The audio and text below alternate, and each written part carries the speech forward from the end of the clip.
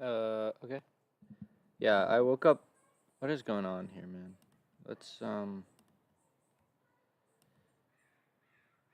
think it's this. Let's make this 10. Oh, I hate this interface. Hello. Okay. That should be fine. I woke up today and I was just like, man, I want to do some math, uh, because I feel like I need it. And I mean, as just like a. I'm just gonna do this. I don't need to talk.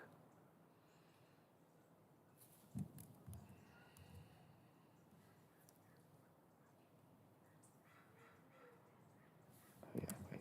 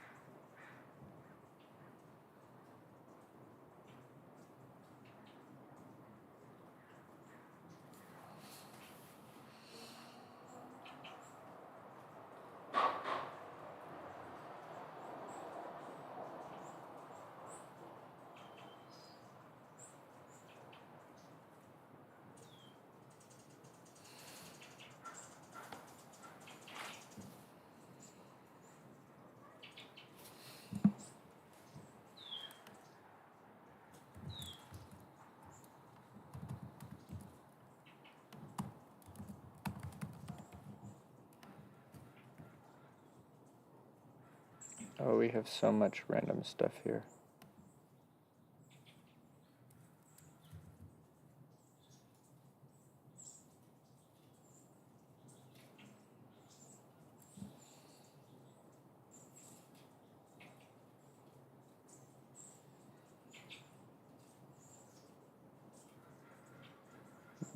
That's so cool.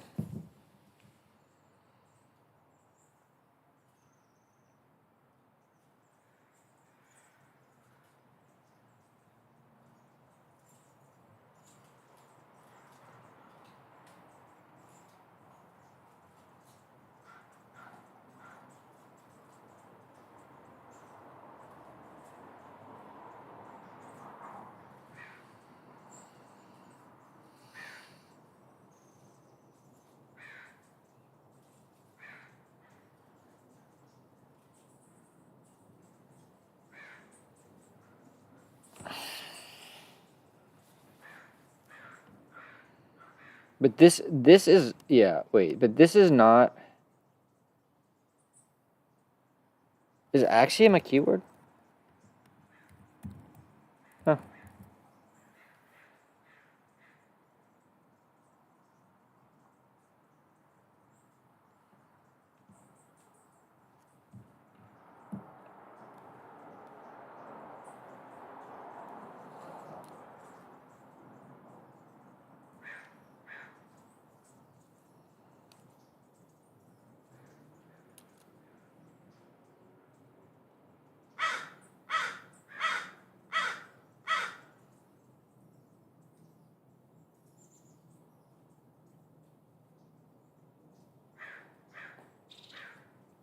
Wait, systems of natural deduction for propositional logic also typically rely on the following. Assuming P is a hypothesis, we have a proof of Q, then we can cancel the hypothesis and obtain a proof of implies PQ.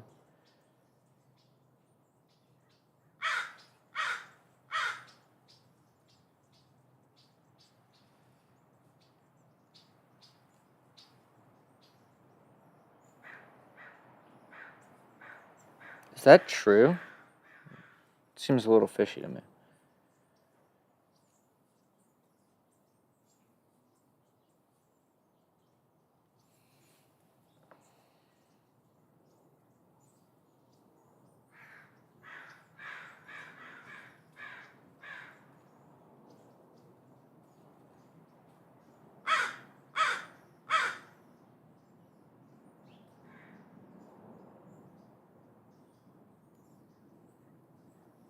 To start with, we can avoid writing the term proof repeatedly by conflating proof P with P itself.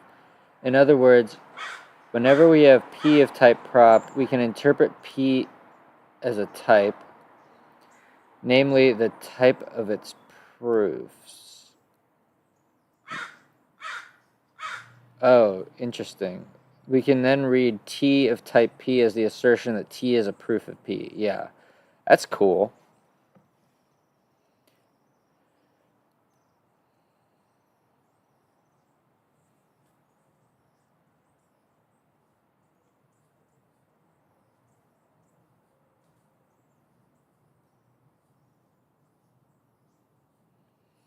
In other words, implication between propositions P and Q corresponds to having a function that takes any element of P to an element of Q.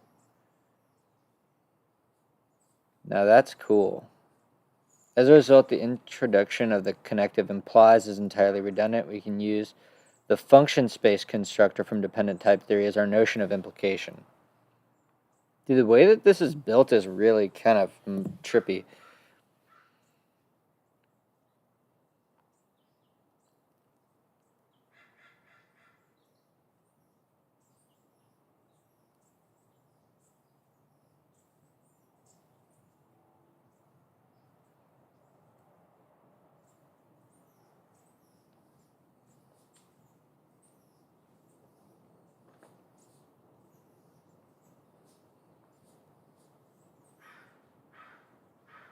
Okay, so this is, I'm not going to know this.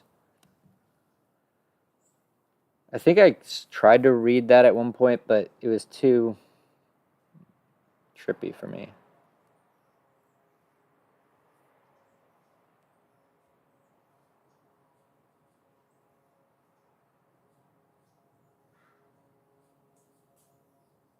Oh, but this I can kind of understand. Well, type U is also syntactic sugar for sort U.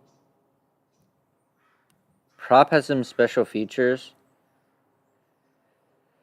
But like the other type universes, it is closed under the arrow constructor. Ah, that's so cool. So if you have P and Q of type prop, then P arrow Q is also of type prop. So arrow is closed in that sense. There are at least two ways of thinking about propositions as types.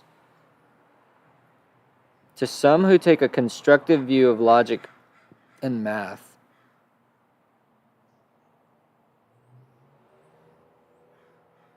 a proposition represents a sort of data type, namely a specification of the type of data that constitutes a proof.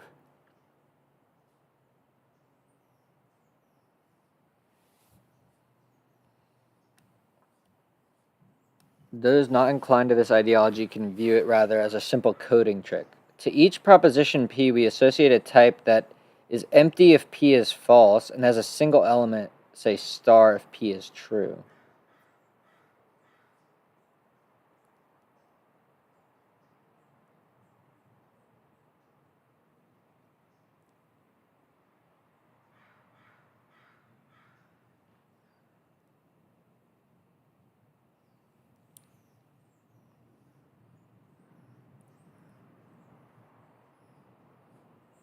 The inhabitant of P being the fact. So it's not that.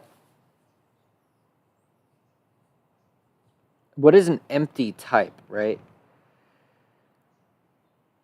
Kind of confusing. The reason I'm even reading this is just to find the logical contradiction thing.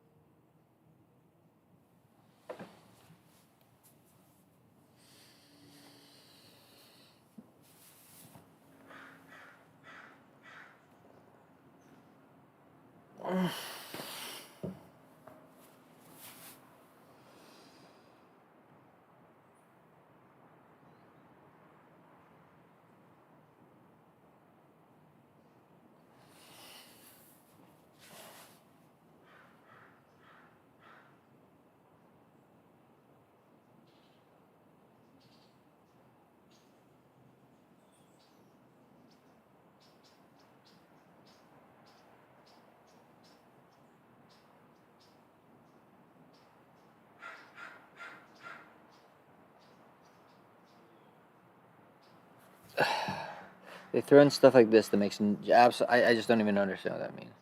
This is known as proof irrelevance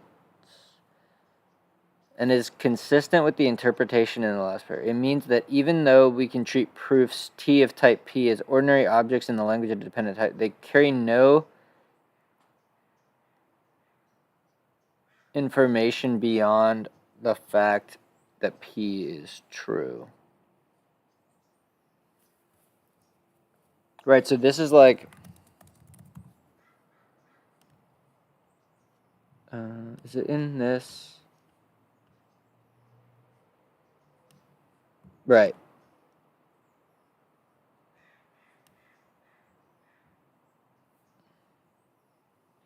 So if you can construct, what do they call it, term?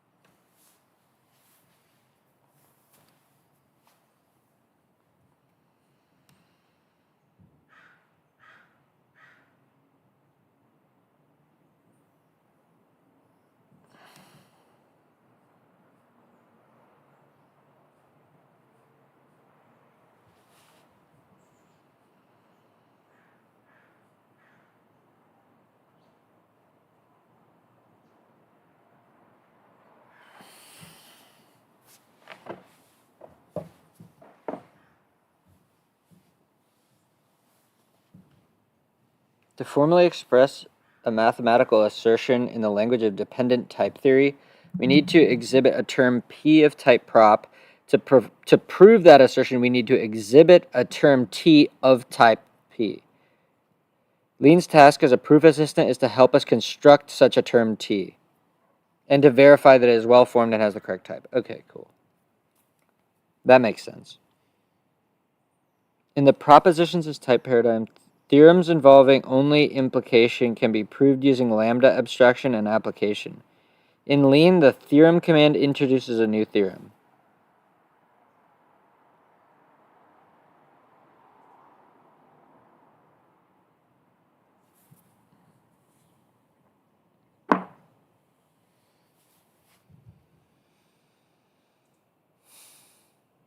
I don't even know how to read this. P implies Q implies P.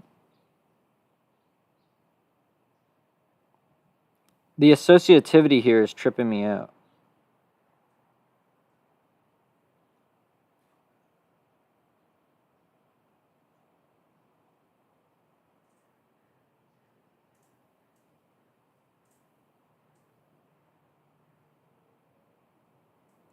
What if we just put this down?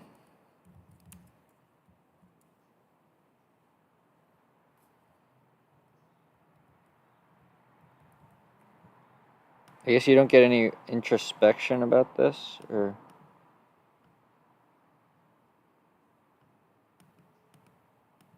Oh wait, yeah, you do.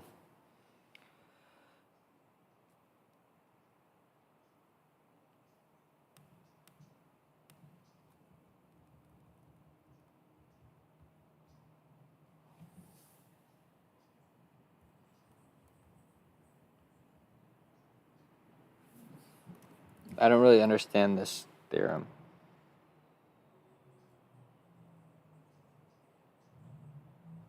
Function...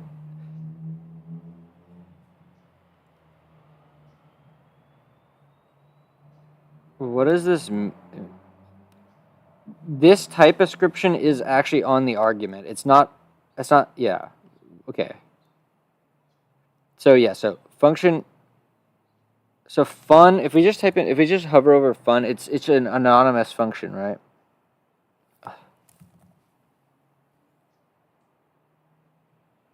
There's no way to get the doc string of fun.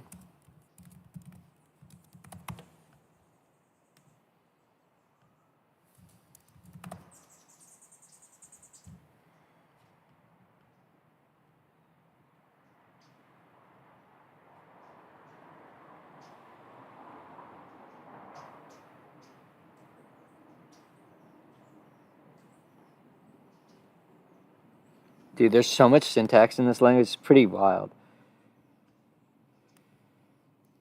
Wait, what?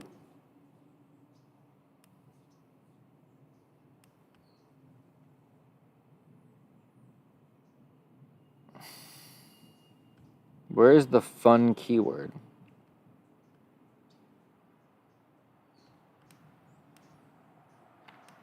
Anyways, it's pretty obvious. It's a lambda.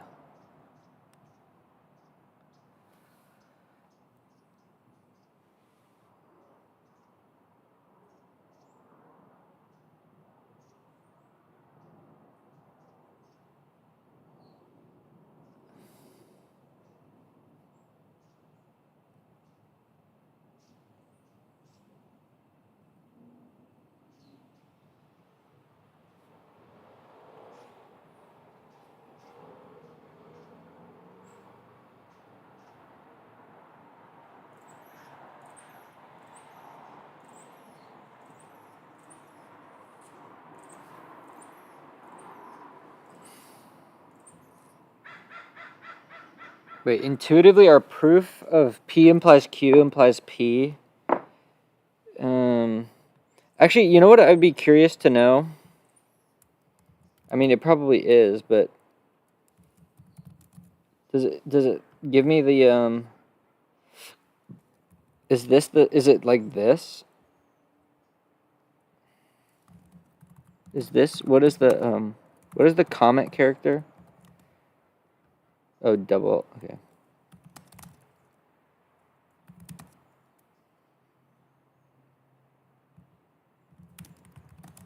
I don't know. Okay.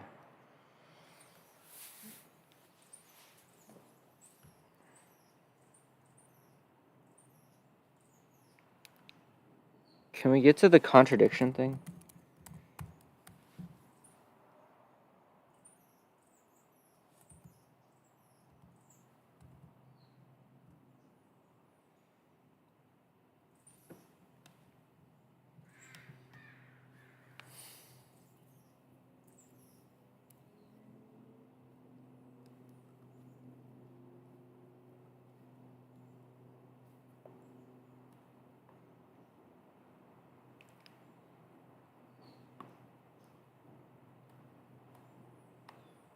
I always forget.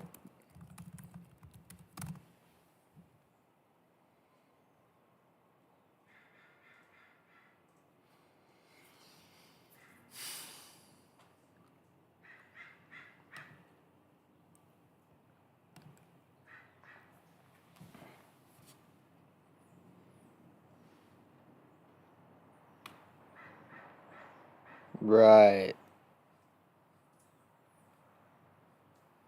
There's something still kind of amazing that that's always true, huh? If a figure is a square, then it's a quadrilateral. If it's not a quadrilateral, then it's not a square. Pretty awesome, actually. So so the question is, if we're just trying to get through this, is there like an assume? I wonder. No way.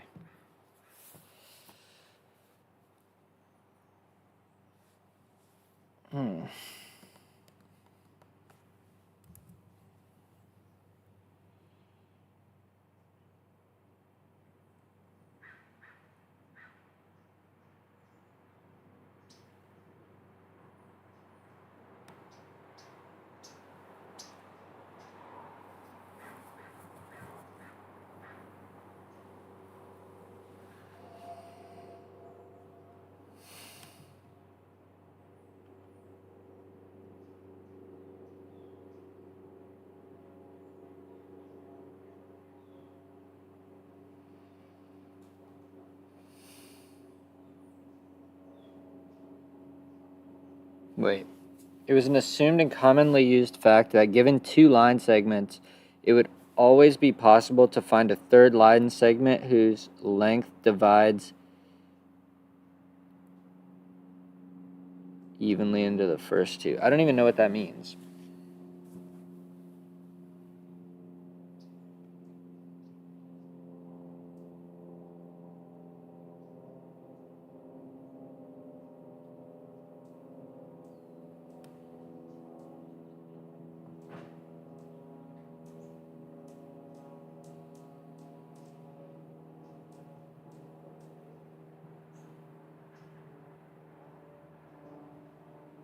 Because the Pythagoreans implicitly interpreted number to mean rational number, they were forced to accept that number was a strictly weaker notion than length. Rather than abandoning arithmetic in favor of geometry, a resolution to this limitation is to strengthen the concept of number by moving from the rational numbers to a larger number system.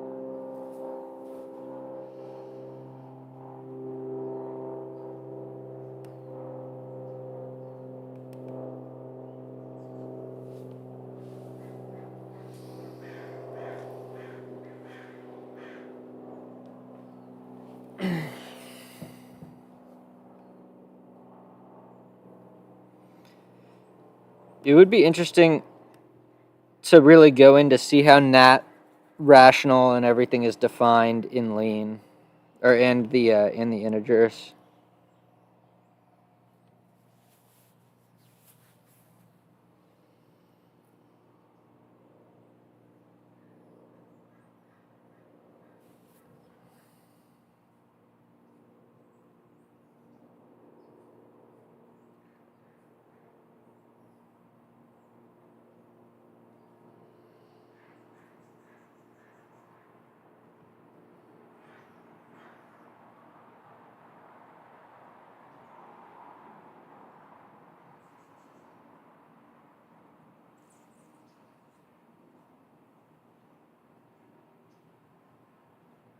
Yeah, finite fields.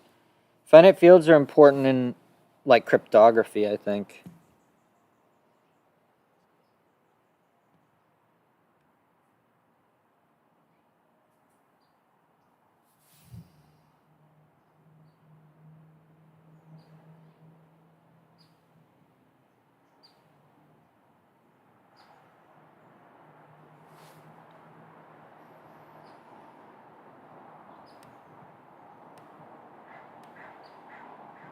How do you prove that?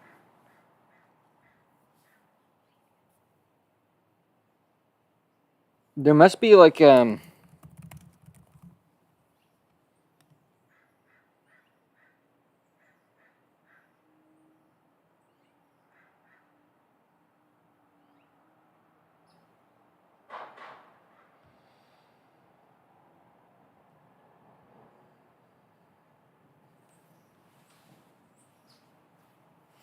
what a total order is, like the strongest, where either it's equal or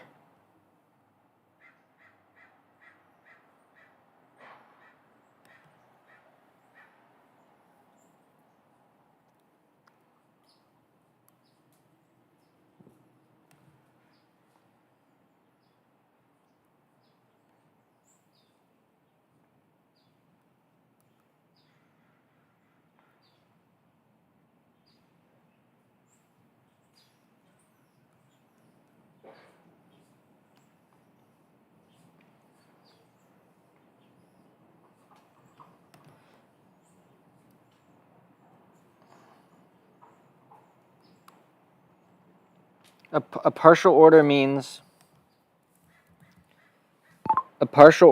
that not all combinations of elements of the set are comparable, or no?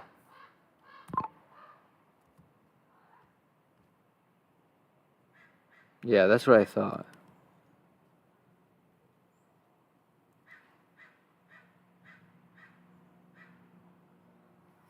Boy, I still have notes in this? That's crazy. Yeah, P.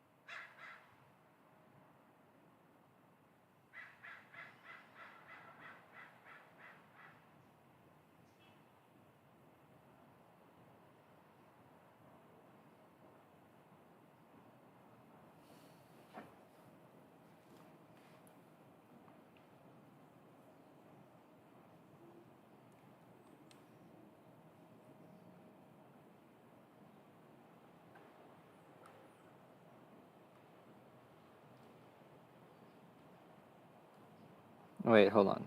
Unlike the integers, there are no intervals of empty space. Oh, yeah.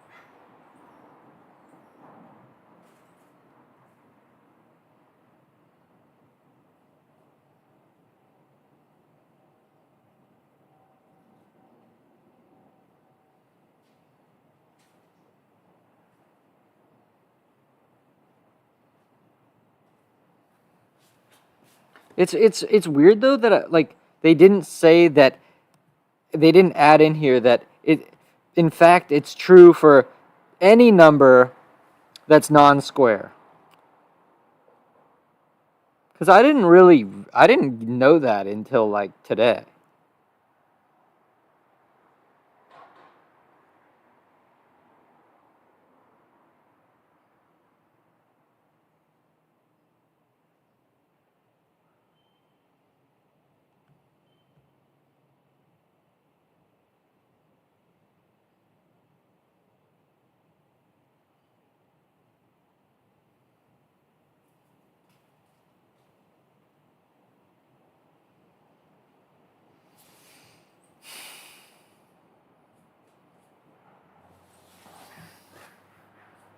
But so if the definition of irrational is that it's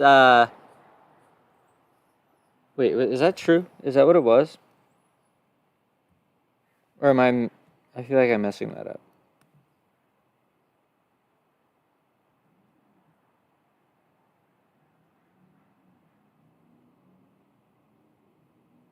Oh, that's so cool.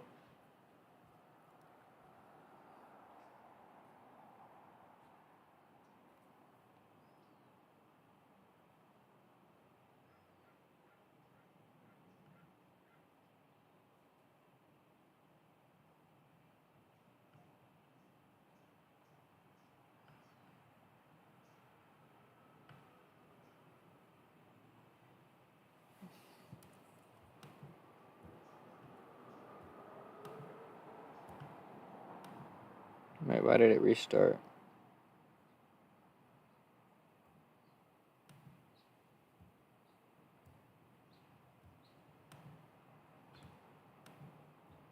This one.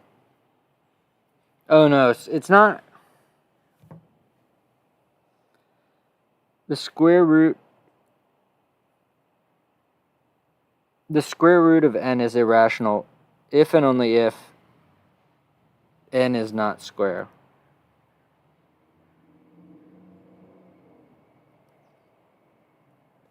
Mm-hmm.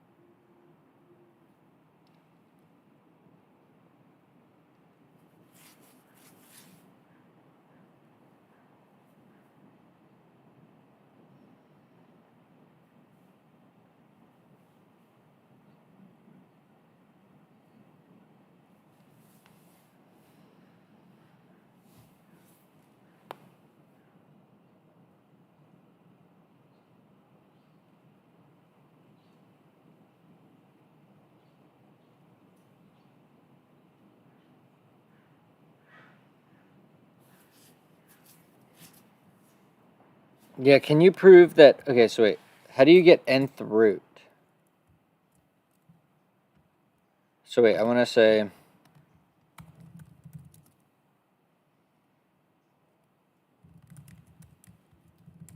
So this would be can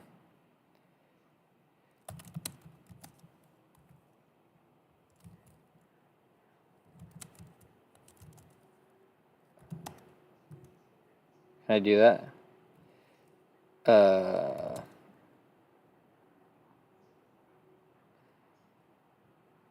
Yeah, dude. Once you start to see it all as dependent type theory, the syntax actually does make a little bit more sense. Or like I can see a glimmer. How do you say nth root? Oops.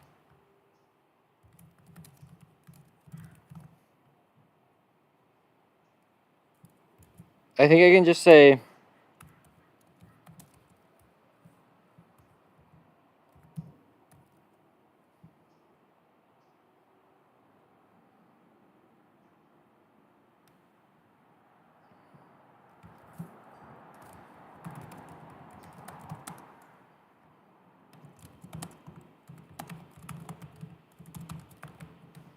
so is this true?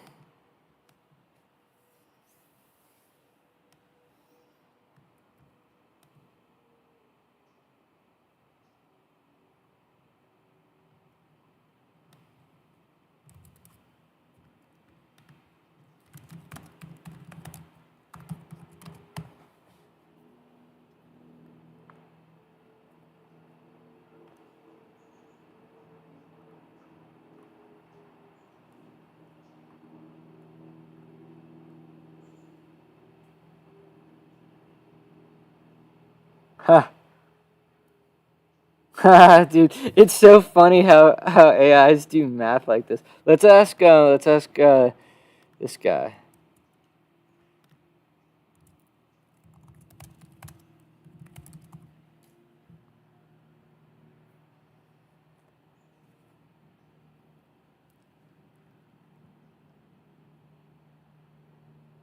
How do you prove it though?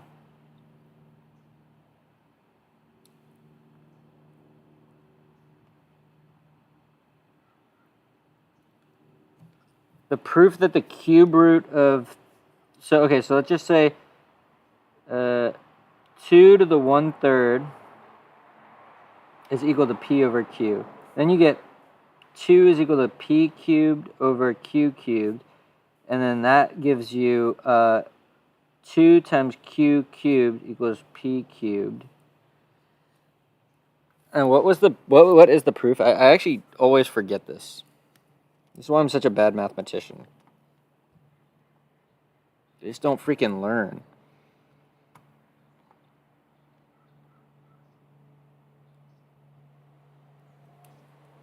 Okay, wait. So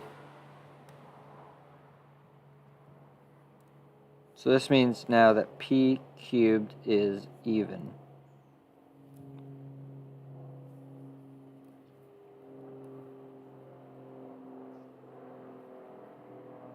So that means p times p times p is even.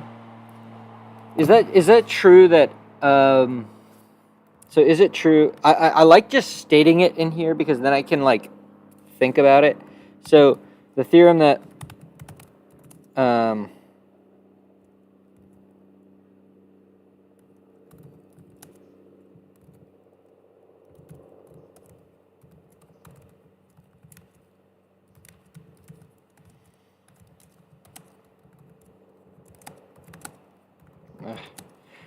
um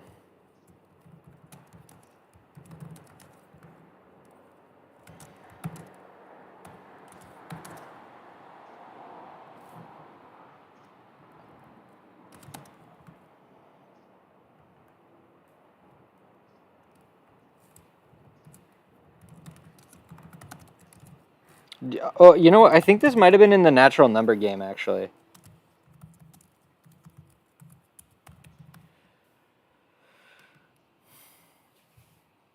Do you do an inductive thing?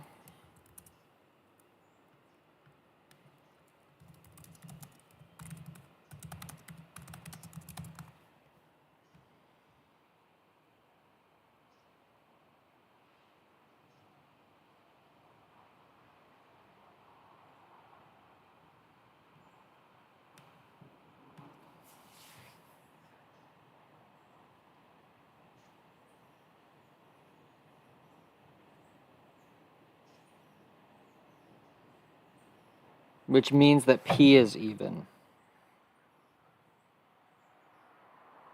Right, so implies P even P. Therefore, set P equal to 2K. So then you have 2K cubed is equal to 8K cubed is equal to 2Q cubed.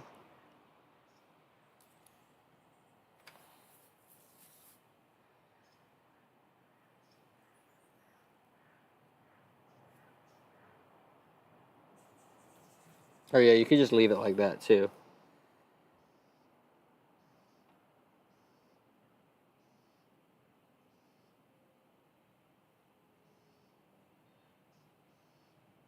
But oh yeah, but then you divide by 2 and you get 4K cubed is equal to Q cubed. But then this implies even Q, which is a contradiction. I get it.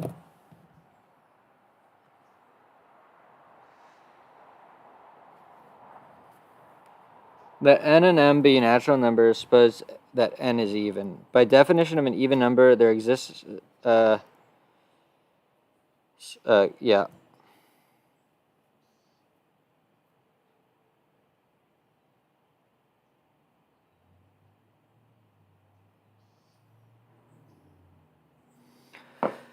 Since 2 to the m is a multiple of 2 for m greater than or equal to 1.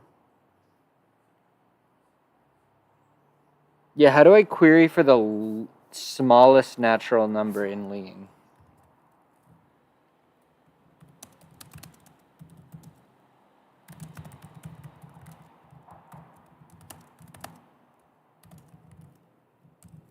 Okay,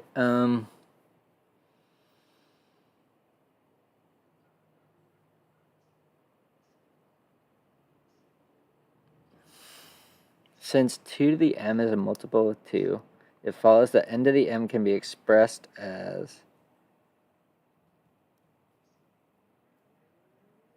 Oh, yeah. Yeah. Duh. So then you just set k prime to be this, and then now you have an integer. Yeah, so that's easy. I'm sure there's some theorem for that. Okay, so, but I wonder how we do it in this thing.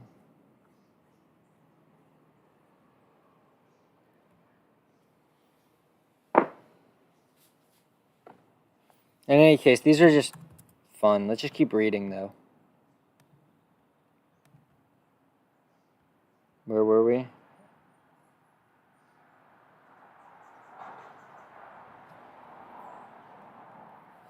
Yeah, that's the weird thing is that there's an...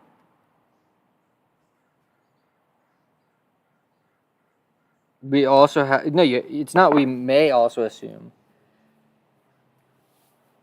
Yeah, but whatever. Okay.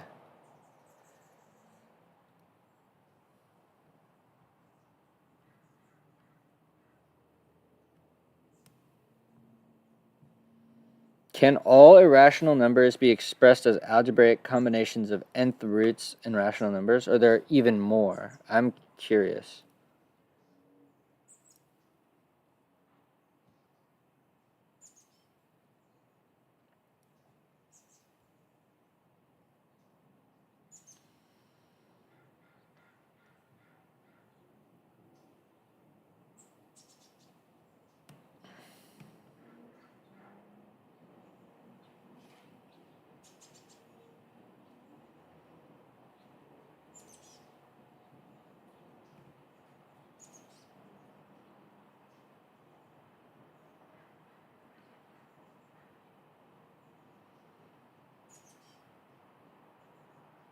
Wait, I don't...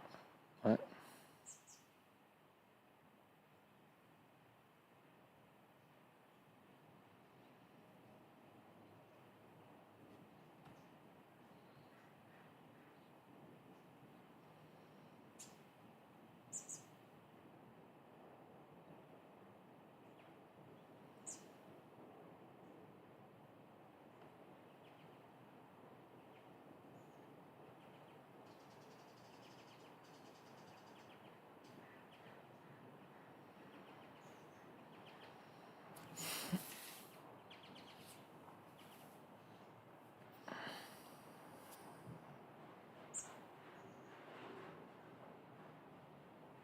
Yeah, this is all syntax. This is just whatever.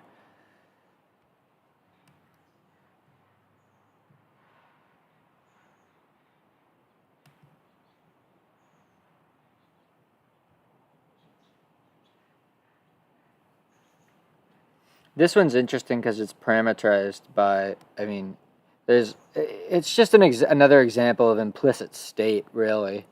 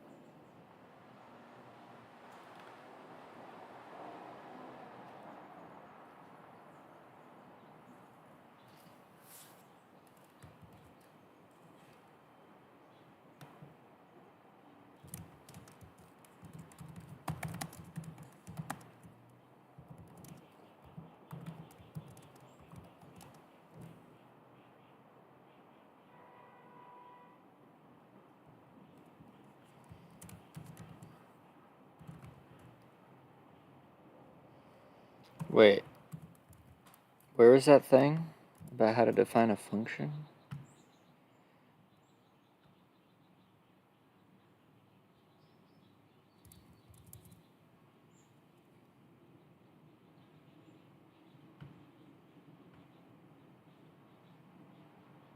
Where was that?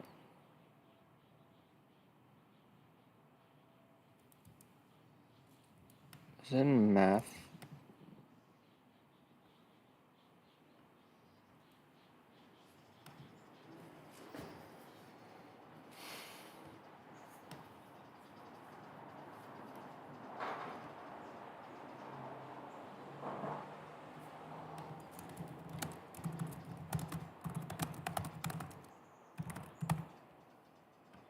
No, it was this, wasn't it? P of type nat to bool. Wait, but I thought I did that. Why is F... Wait, can't I just do this? Variable and then check F? Yeah.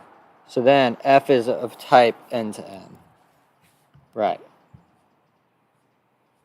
Okay.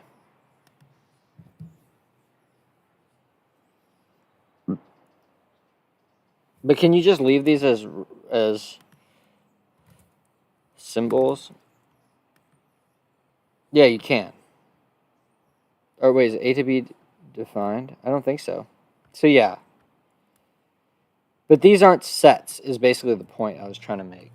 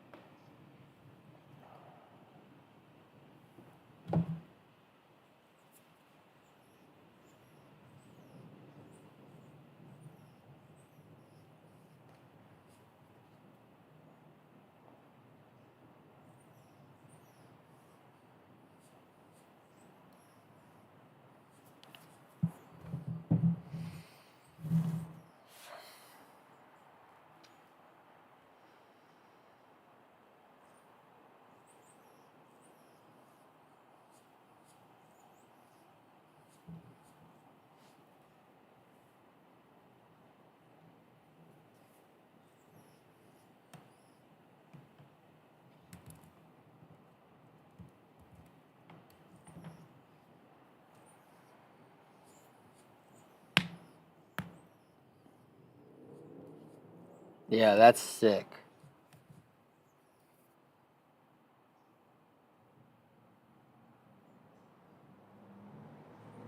That's so sick, man.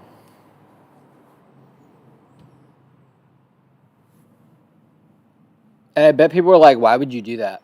Why would you do that? I don't really understand why you'd do that. Going to show it's actually sick.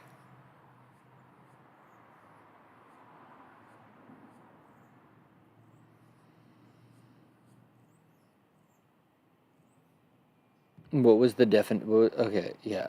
Given two sets A and B, a function from A to is a ruler map, and it takes each element of X and associates it with a single element of B. Yeah, I mean, yeah, it definitely does meet the.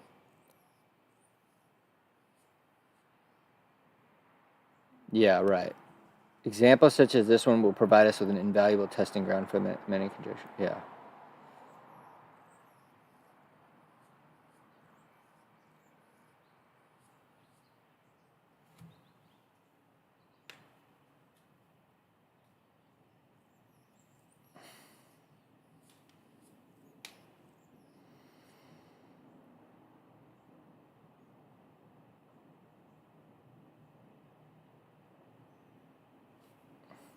Low-key, I hate inequalities, though.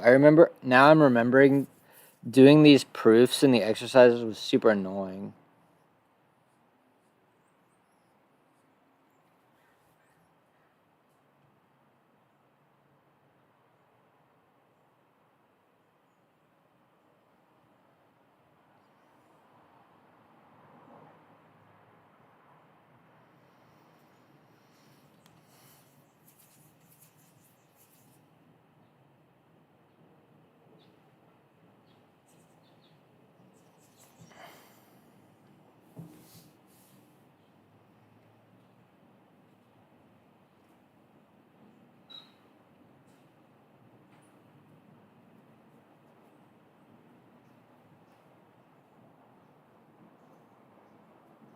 Yeah, that's the way to interpret it for sure.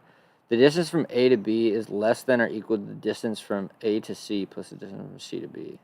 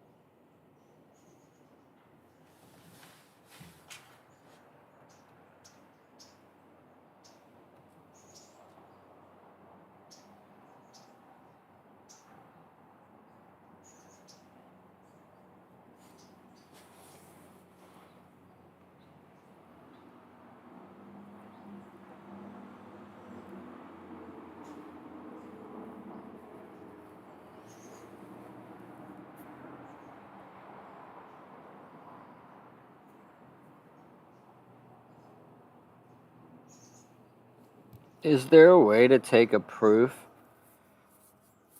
that is done by contradiction and turn it into one that's not done by contradiction?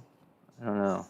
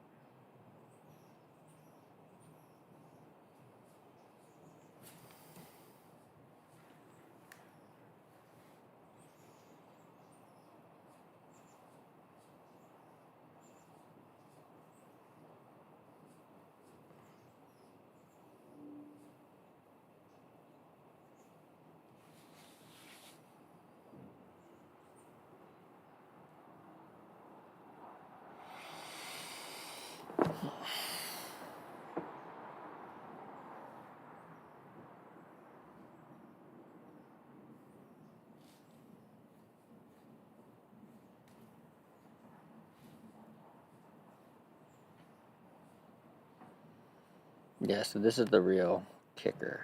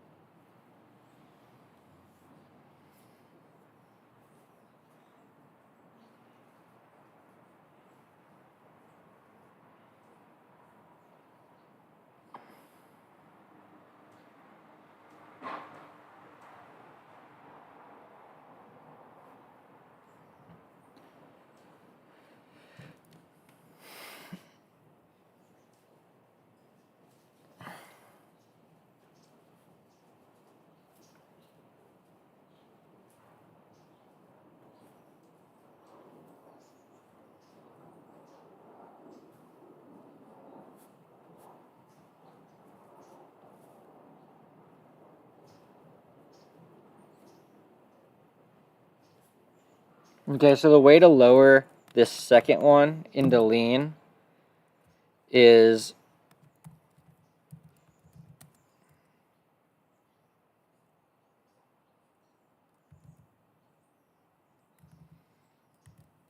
equality.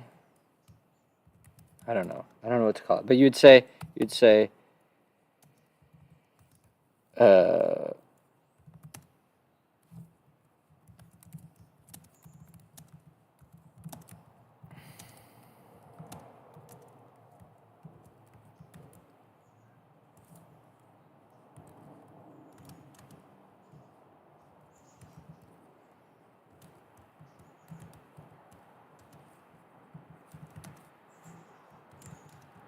then you conclude that A equals B by, sorry.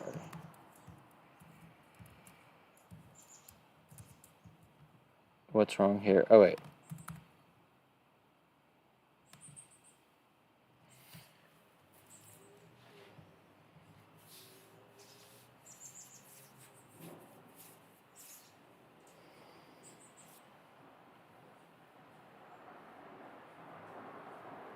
This would be a good one to do, actually. I don't know how to do it in lean.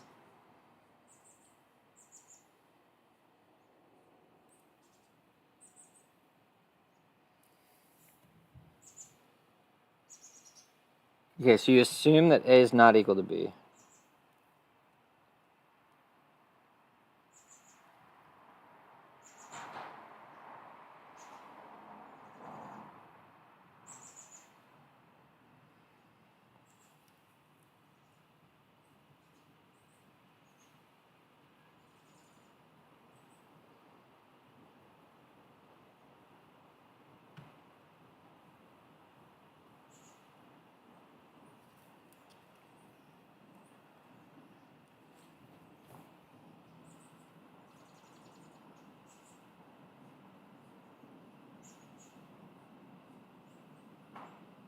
But assuming A is not equal to B,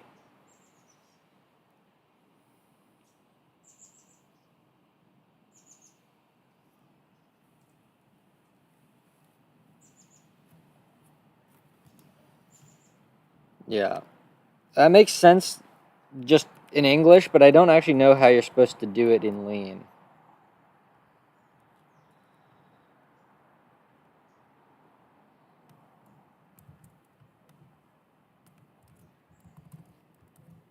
The proof of this in my book is given as a proof by contradiction. How would I do it in the language lean4? The number 4.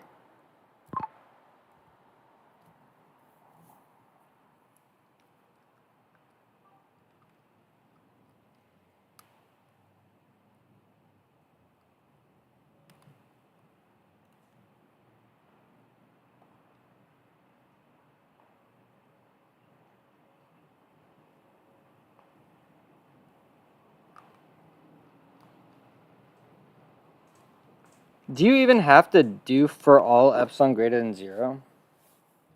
I guess that's just another way of stating it, but I'm pretty sure that you can just do this. I think they're equivalent statements. Is this a thing? I feel like it's just making all that up. It also looks like...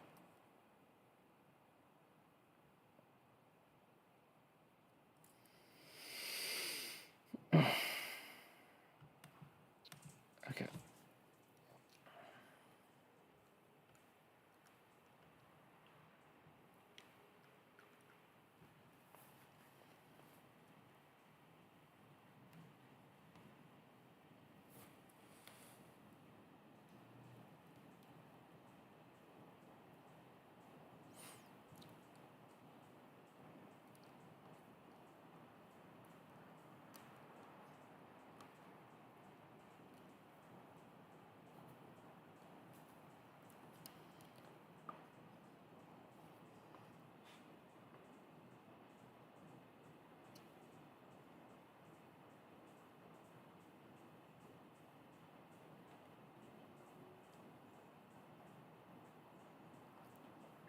Okay, so x1,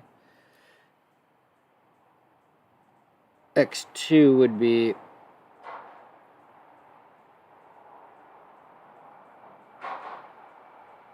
1.5. Yeah.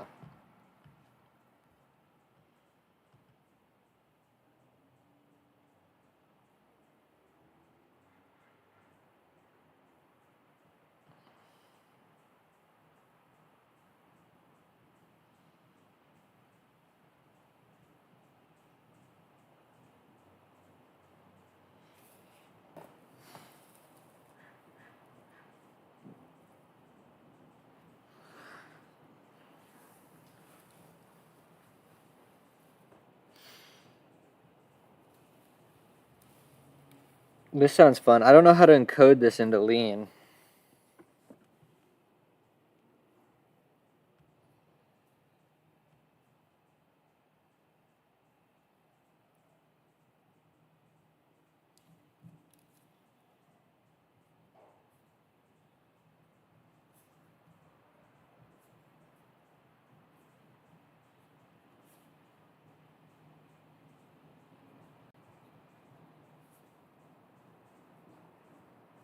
Yeah, I don't know.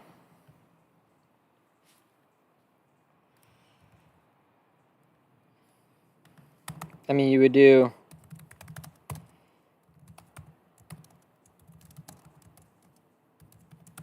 This is what it is. That's the type of X. So then...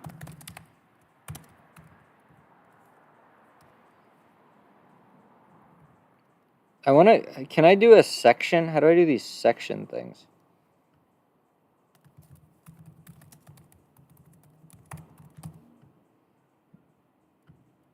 Then I do... Right? Okay, cool. So now I don't have any of that nonsense happening. So,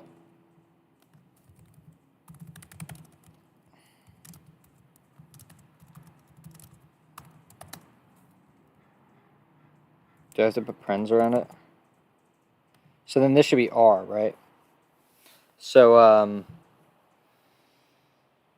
yeah, so that's cool. So you could see that since A and B were undeclared, the type inference wasn't able to figure something out. Okay.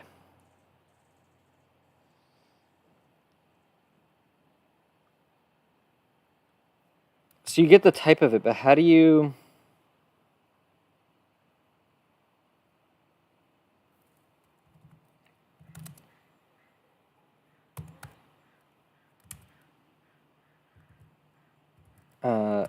Can I get a doc on def? I wish you could hover over them a little bit better.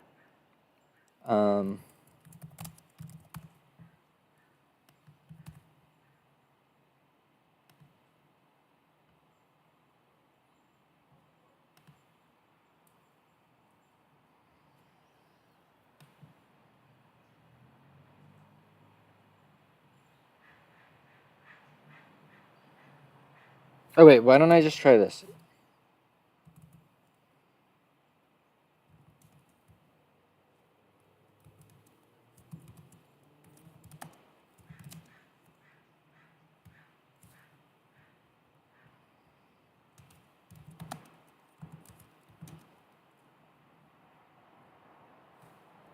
Wait, do you have to do like that?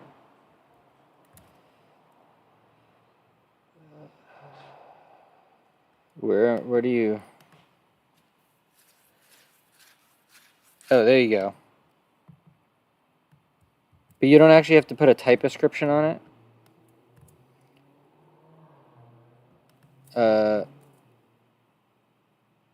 But so could I put...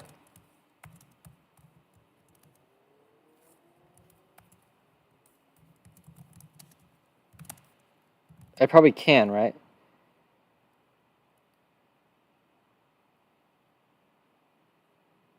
So, okay, so but that's because, yeah. Wait, Nat has a 0?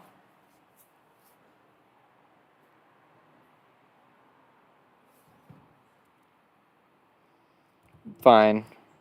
We'll put 0 to 1. N plus 1 goes to...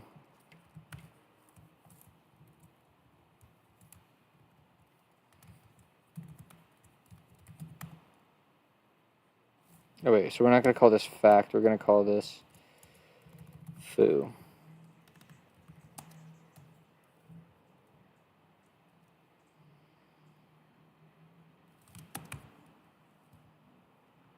So what's going on here? Does it say partial death? Without termination proof? Wait, but this is going to be slow as hell, right?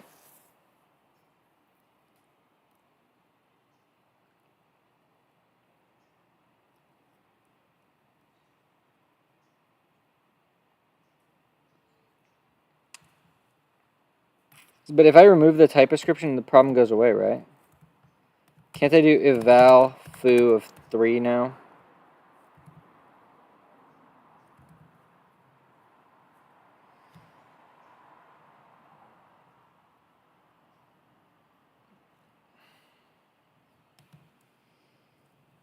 Wait, if I do 1 goes to 1,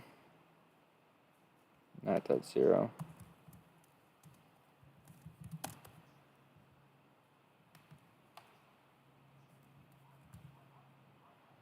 Okay, what happens?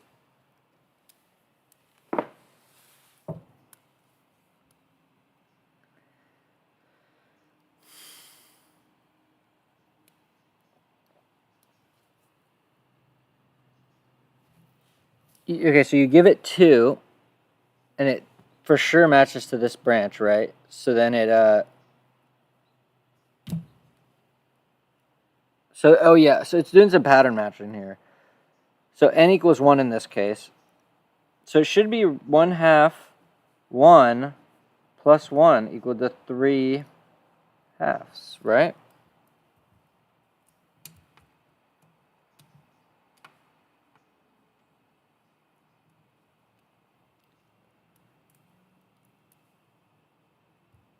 So what just happened here? That's wrong.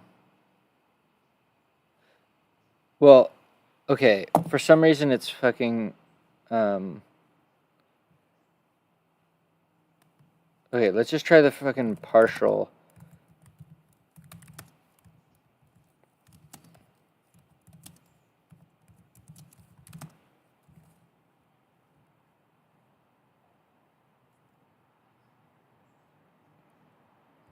What?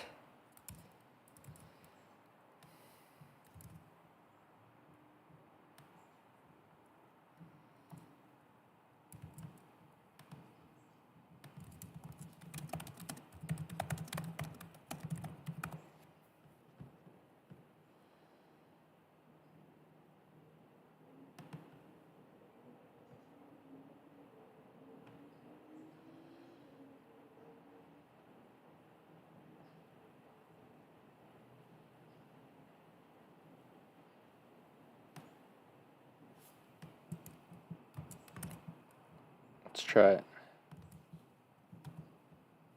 X is already defined, so let's just comment this out.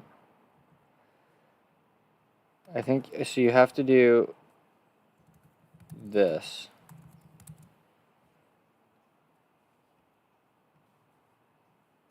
Wait, when they did foo in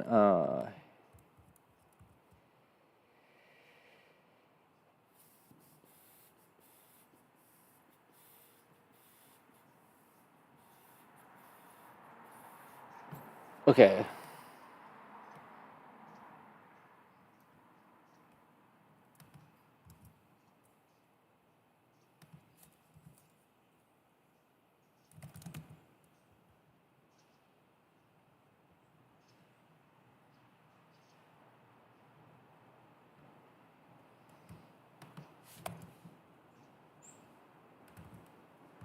Oh wait, what if I do this?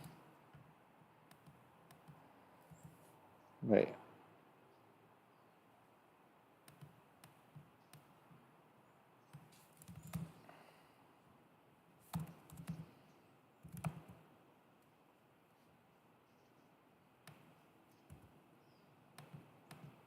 I'm so confused.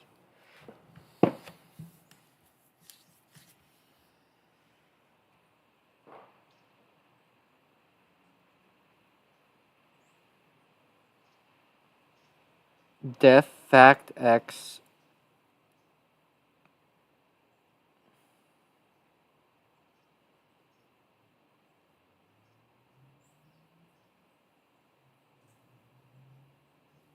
See, that was so easy.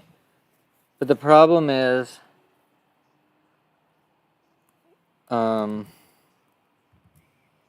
is there just a real.cast thing?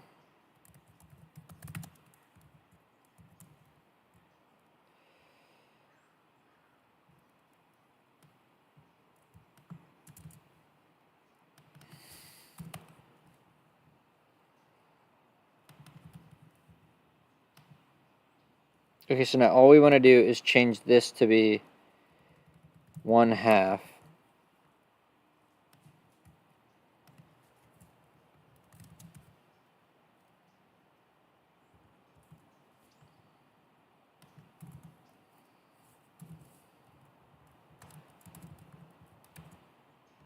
So it's casting it down, which is so crazy. Wait, let's just try eval 1/2 times 1 plus 1. So this is the crazy part. 1/2 times 1.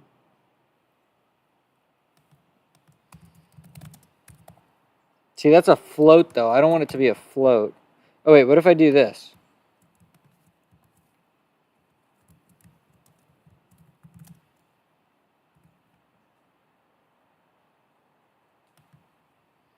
But see, then it errors. Real.inst linear ordered field does not have executable code.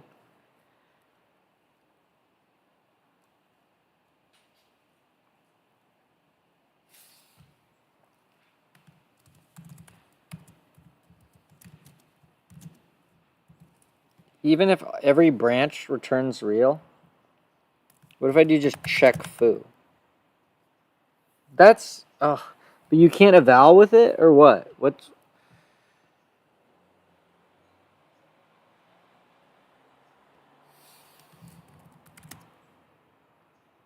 Doesn't make the error go away.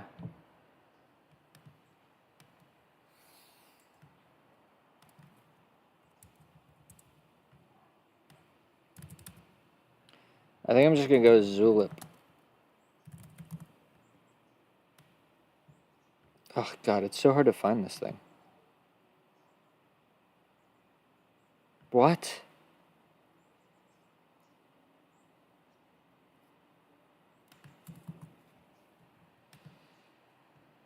Dude, it's actually wild. There we go. It's like, why isn't this just the top thing?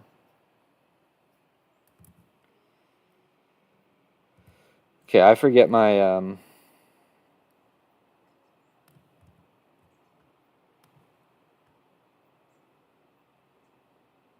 Ooh.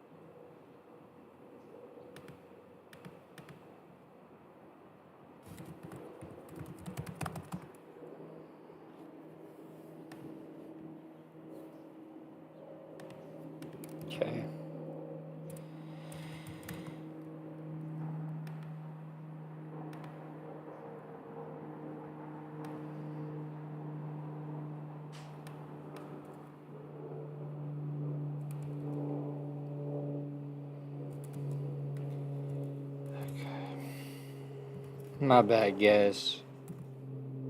Streaming is hard work.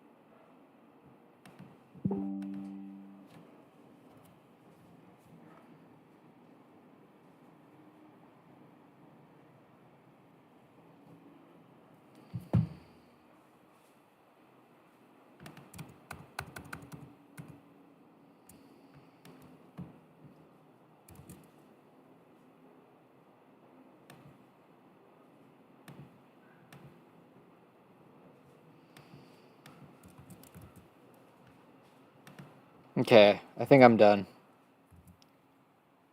Alright, I am now logged into Zulip.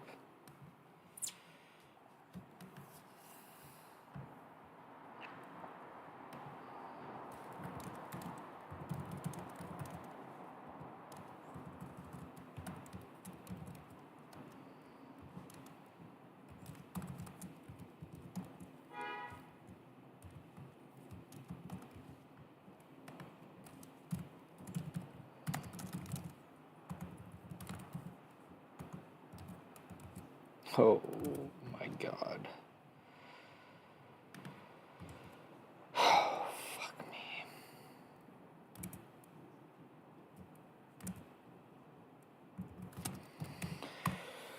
Oh my god.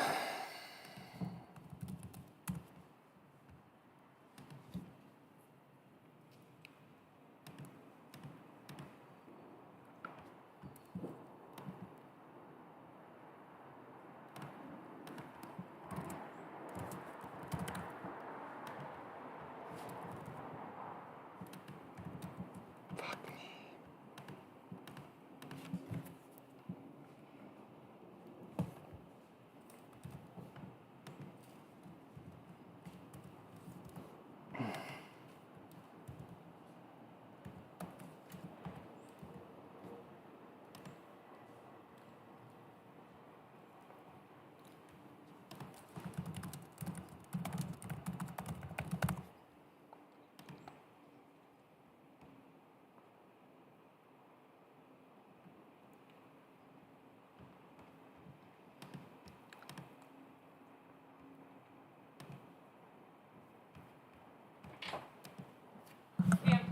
Okay, I see.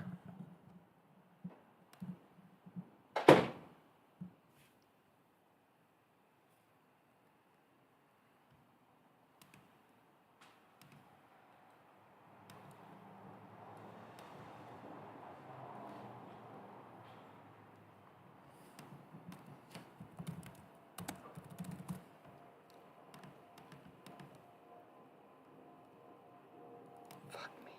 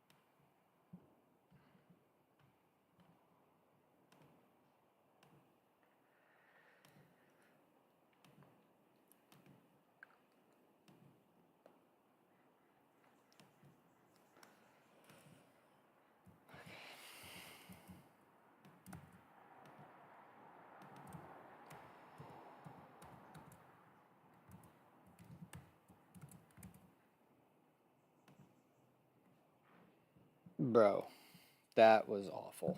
That was so fucking annoying. Okay, I think I'm good now. That was brutal, though.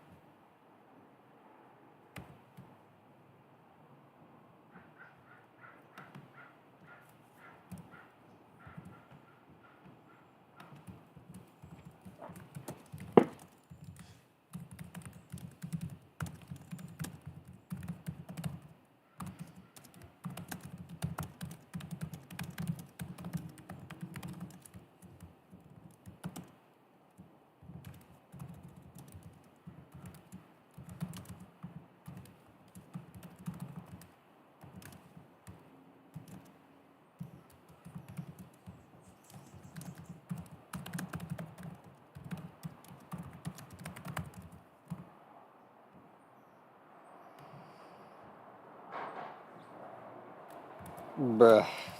That shit is so stressful. Holy crap.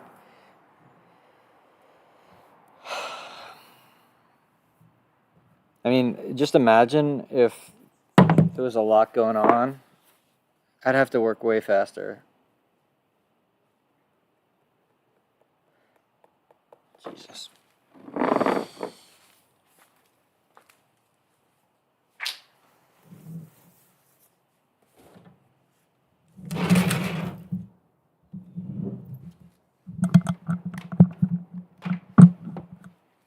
Okay, after that, I think I'm just gonna make breakfast because that was scary as hell. All right, let's just keep going now.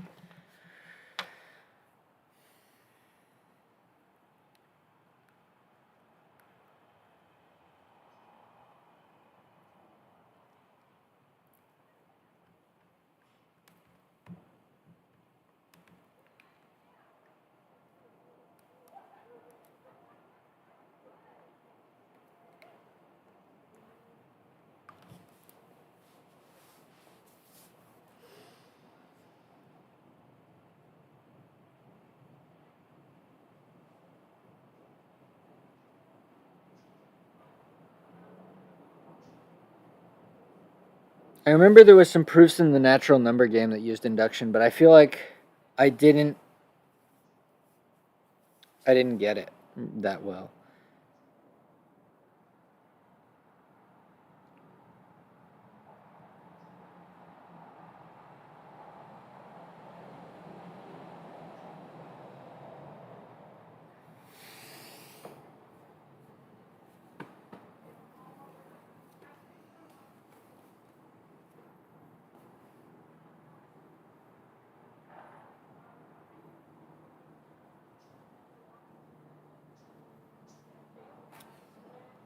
Think of S as the set of natural numbers for which the claim in question is true. We have shown that 1 is an element of... Okay, yeah.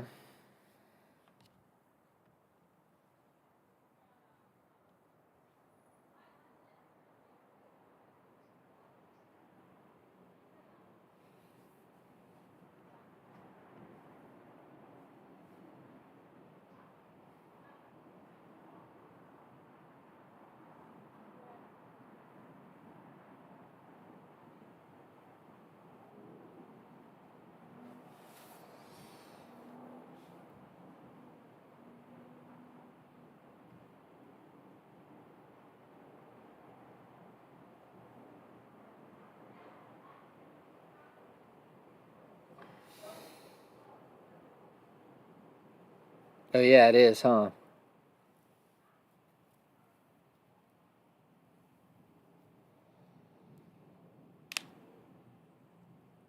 So let's just look up induction lean4. There we go. There's a whole chapter on it. Can we get this fucking theme fixed out, bro? Okay.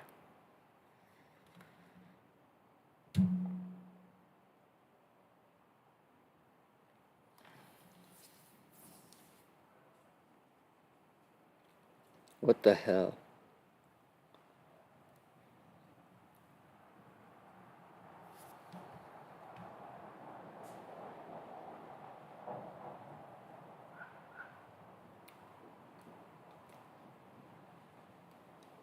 Is that a thing?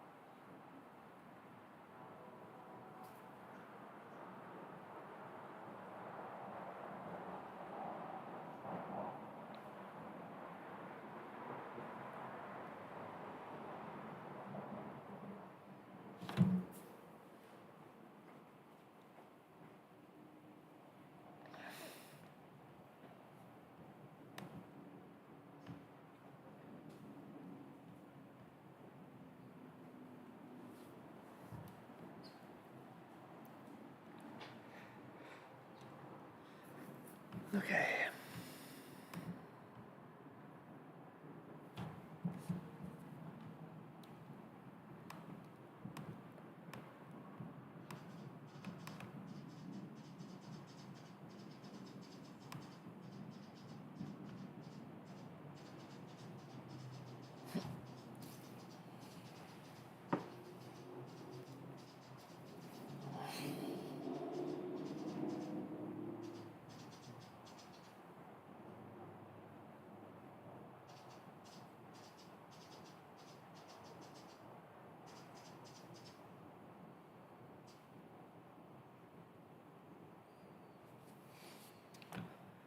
This is interesting. All right, we should do these because these are actually interesting.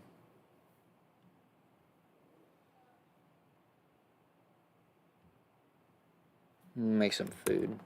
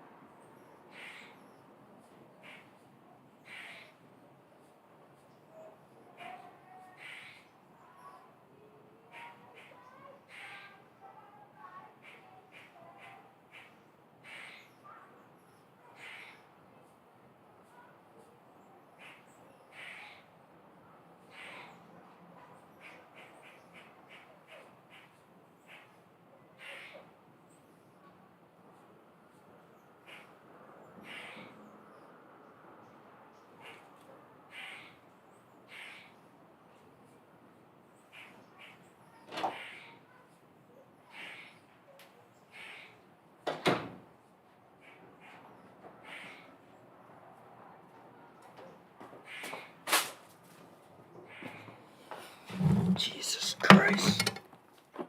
Okay.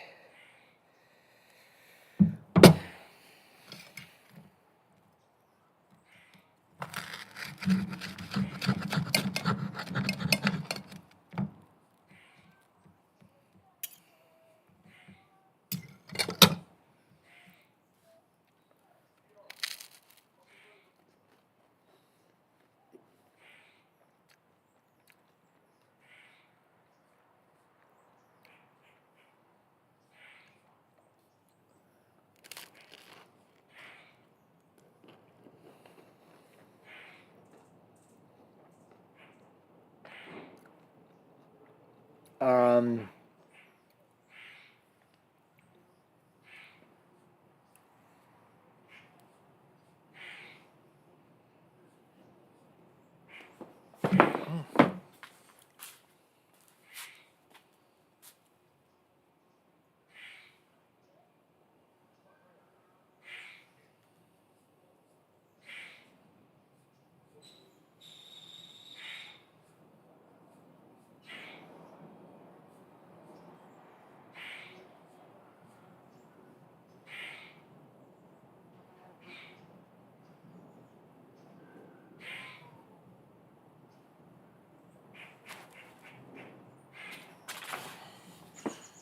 okay.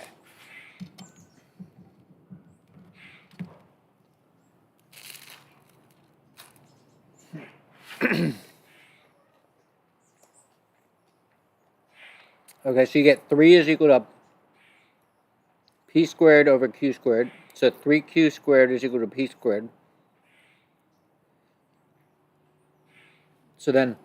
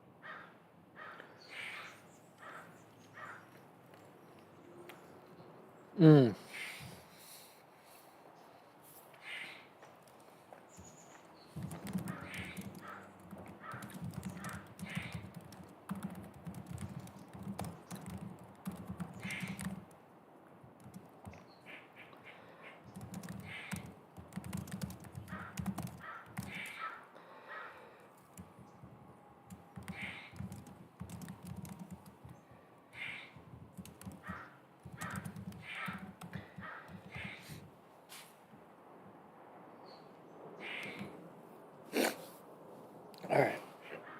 Cool. Where was I at?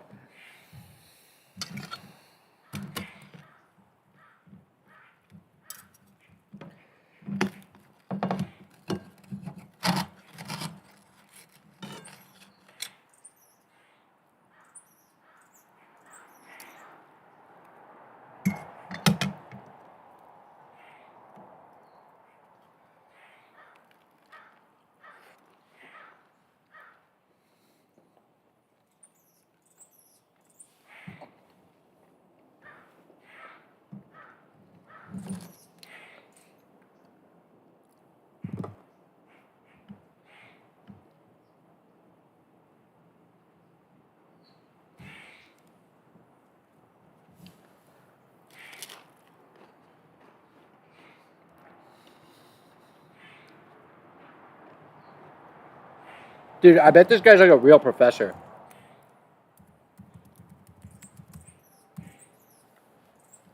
Dude, he's got a Wikipedia page.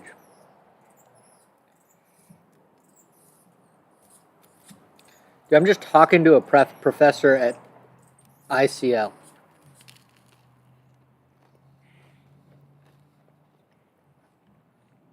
That's pretty nuts, honestly.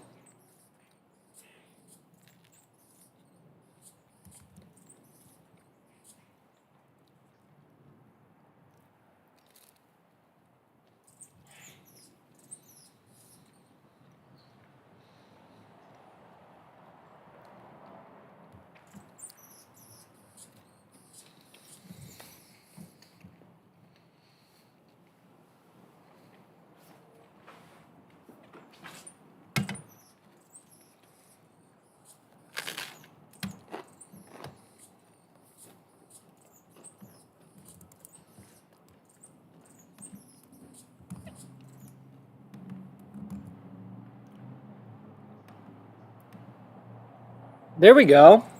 Nice.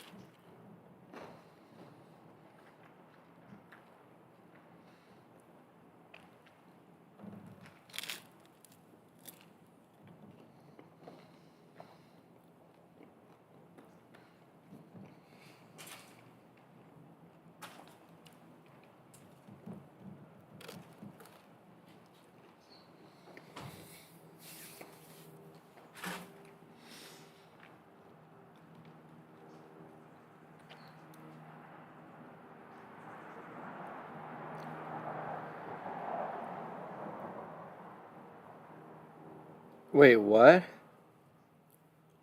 Oh, yeah.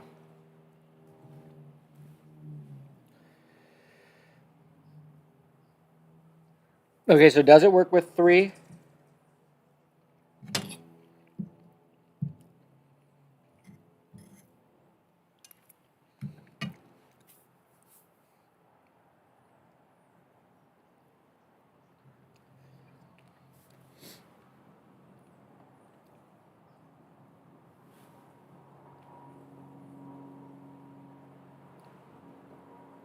I think it does. Oh,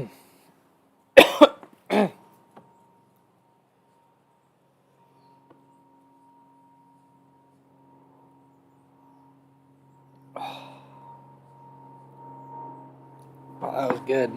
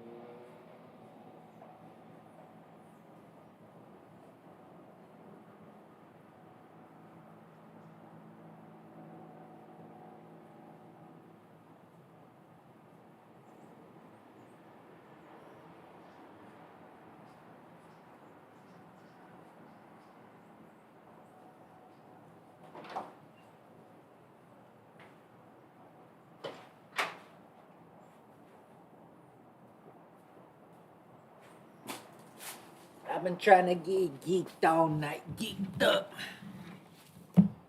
Hold my hand if you think it's for life. Wait, why? Everybody know I'm glowed as fuck.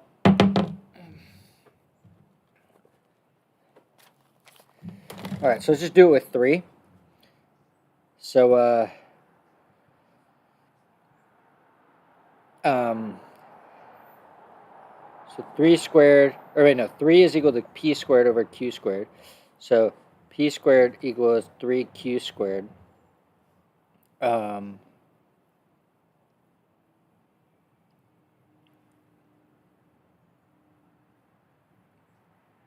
Wait, I don't think it works with 3, right?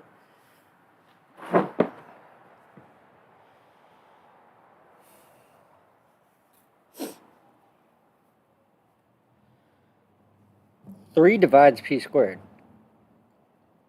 But what does that say about?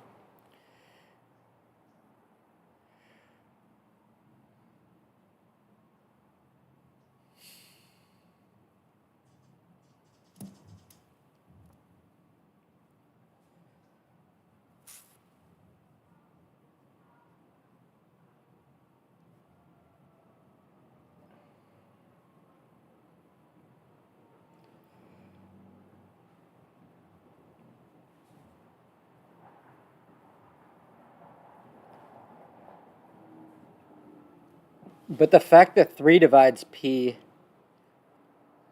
squared, is that true?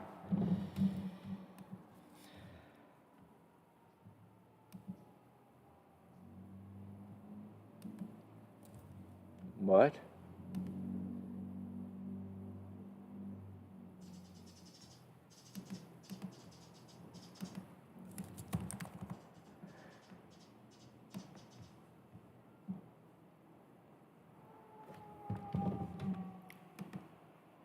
Am I logged in?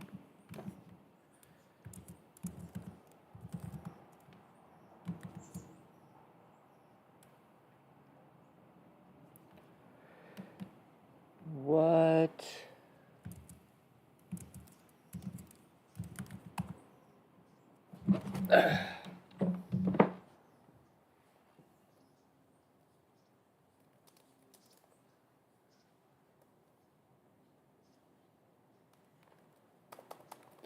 Yeah, it's like fucking messed up.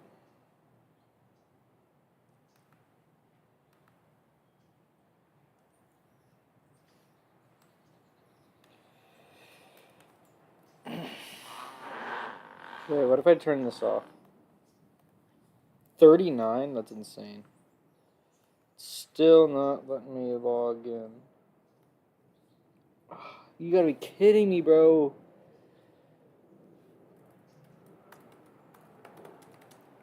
Let's just do this.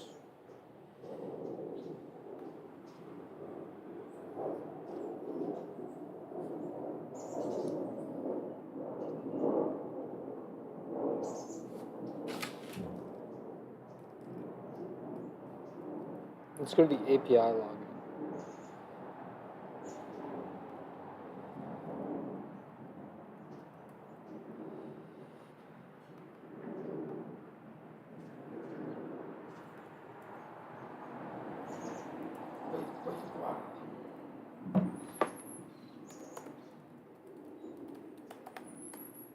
Watch me have to go through this thing all over again.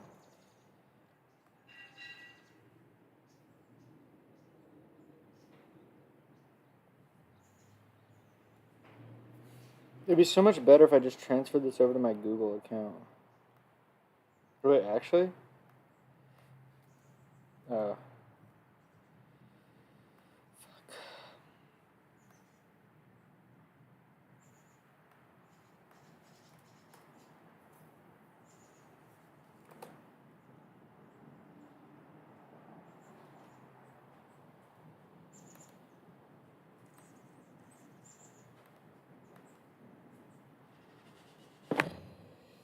Dude, what is going on here? Alright, let's just,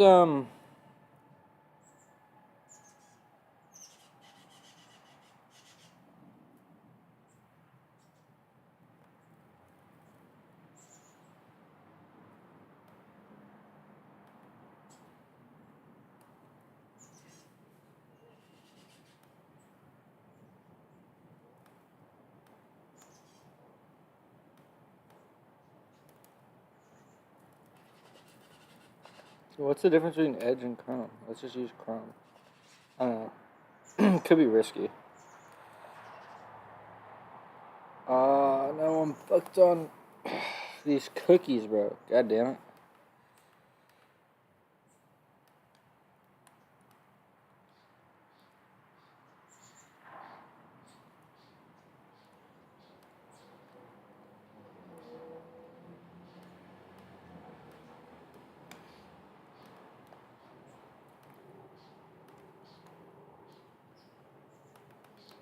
Dude, I just broke ChatGPT on...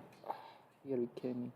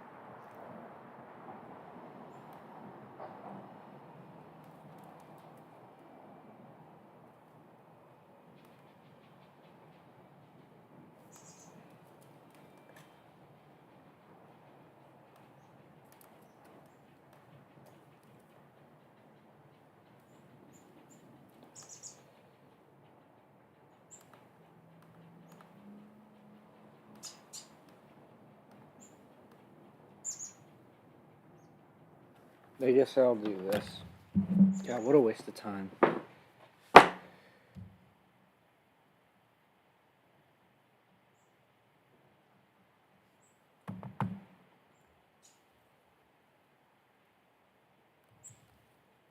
my fucking god, bro.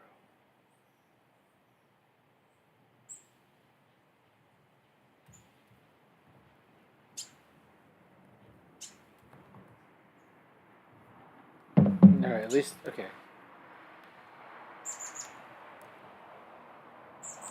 Alright.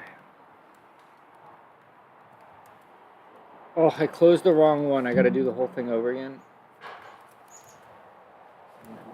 I'm just gonna do it on my phone. I'm just gonna use it on my phone. Then we can't copy and paste into it, but I have to worry about it later.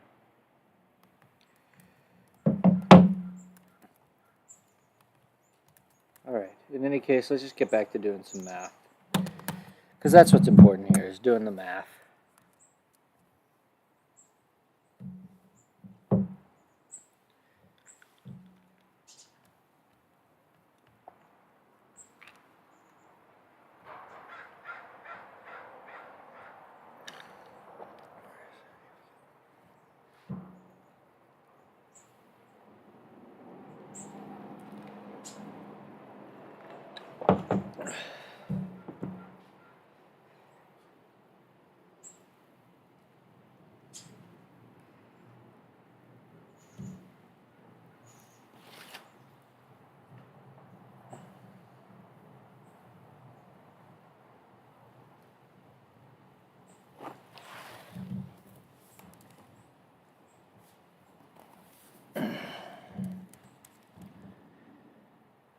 Is it really broken, dude? This is not fucking cool, man.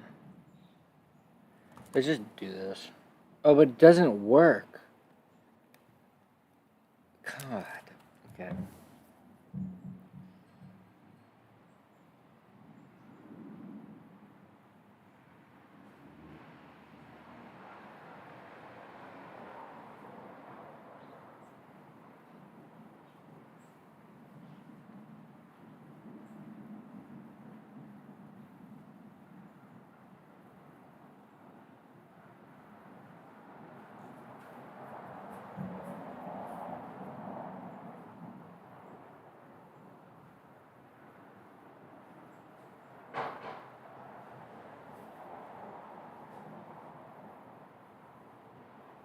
Prove square root of 3 is irrational.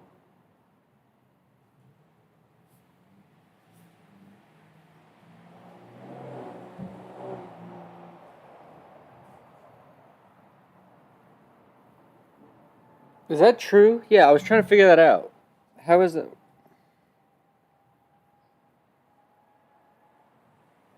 If a prime divides a square, it must divide the... I'm pretty sure you can find an answer key.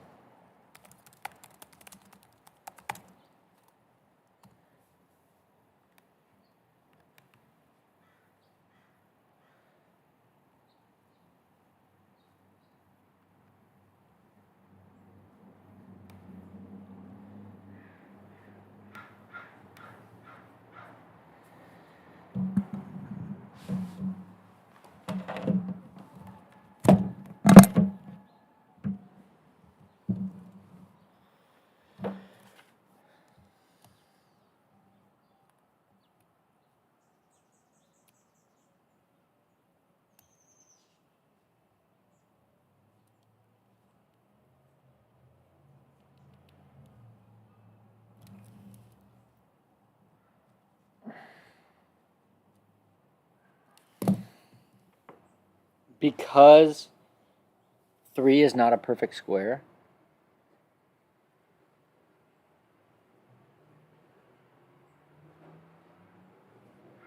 Okay, let me think about it. For 5,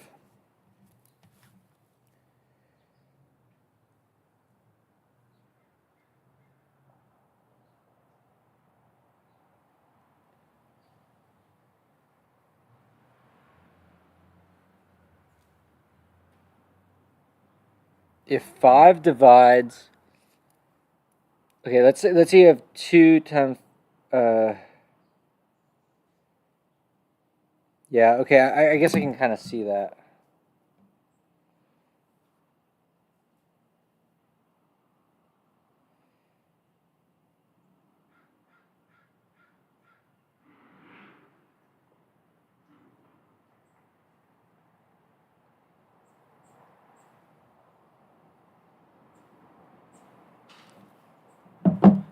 Okay, so I can kind of see that.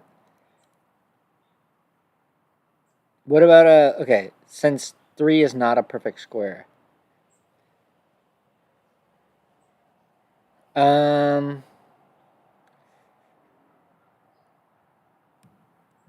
Oh, 6 it does work?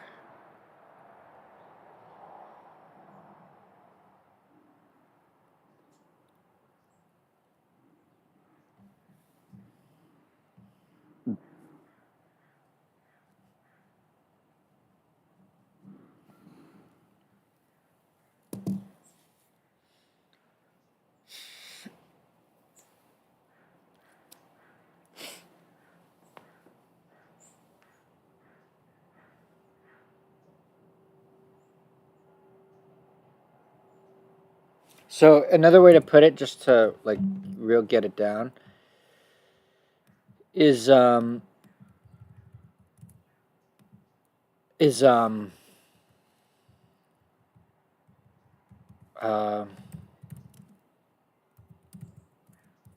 so if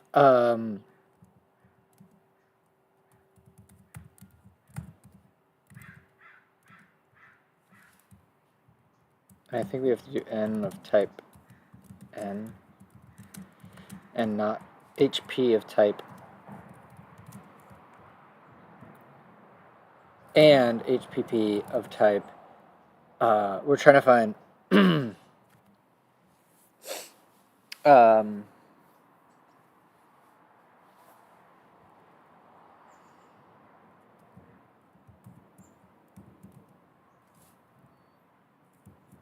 if I hover over this symbol, do I get what it is?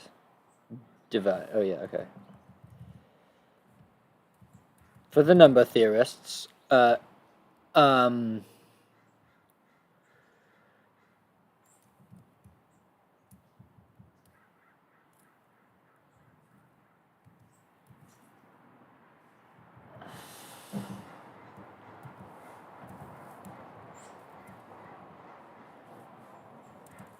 you should be able to conclude something of the type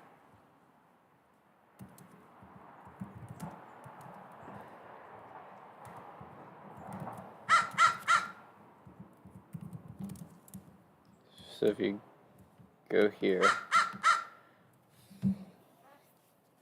So what is the proof of that?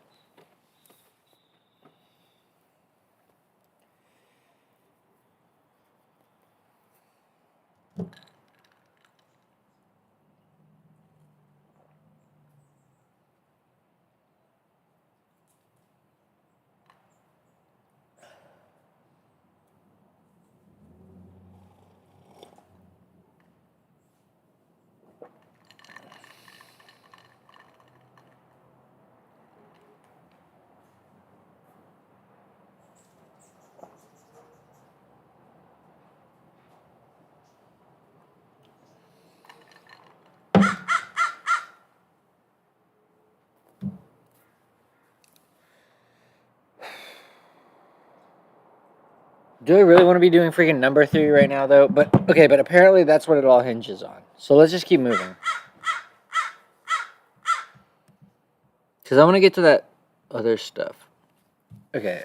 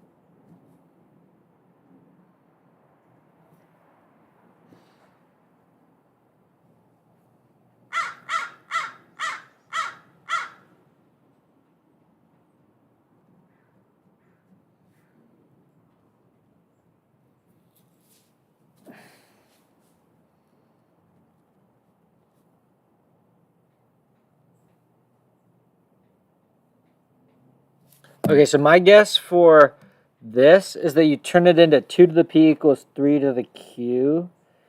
But then it hinges on the argument that any even power cannot be equal to an odd power. So, how do you do this one? I would like to do this one.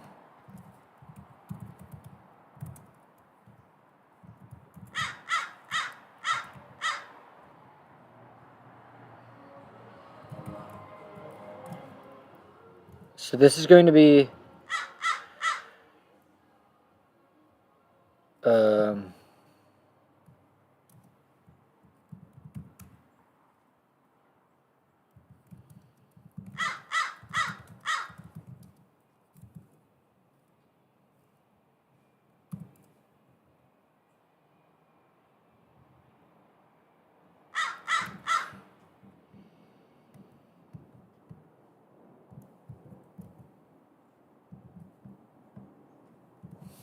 I'm just gonna do it to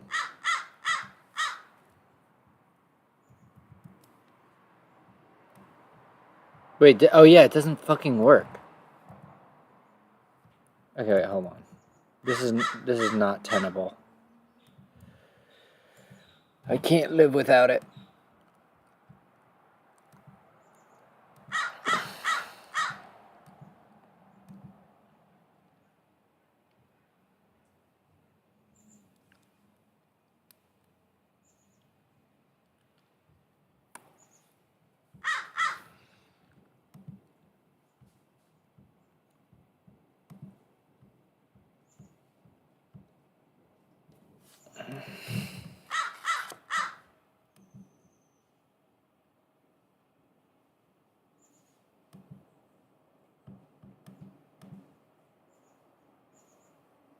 There we go. Okay. Yeah, I'm just being a dumbass. Alright, but now I gotta be careful.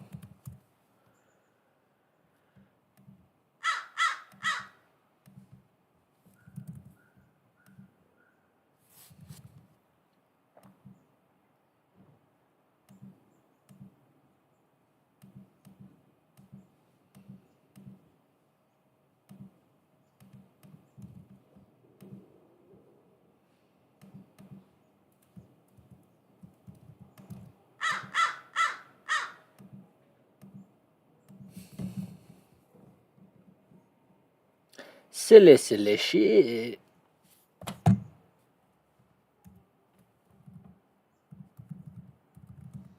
Oh, fuck.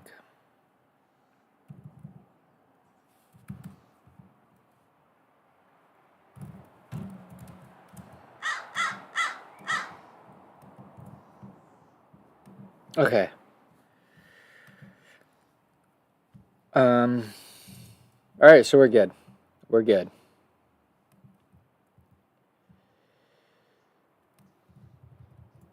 Okay. Oh wait, how would I write the theorem? Just stating the theorem in lean 4, lean 4, that there does not exist a rational number such that 2 to the r equals 3.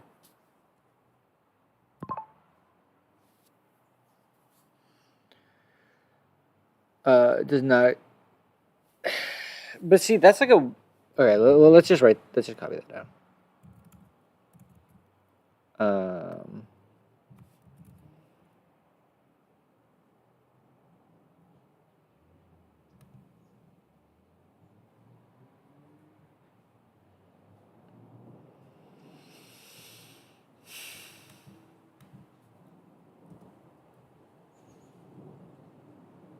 wait, can I do this? And then just put this like this? Doesn't. Oh, cool.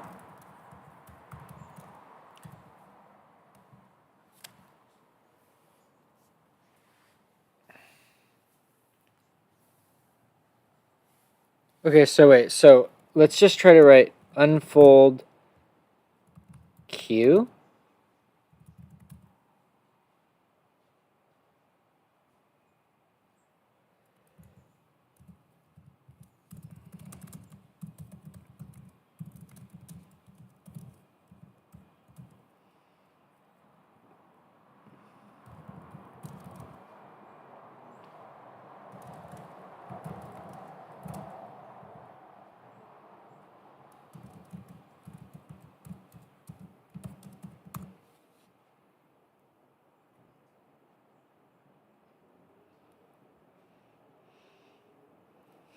Whoa.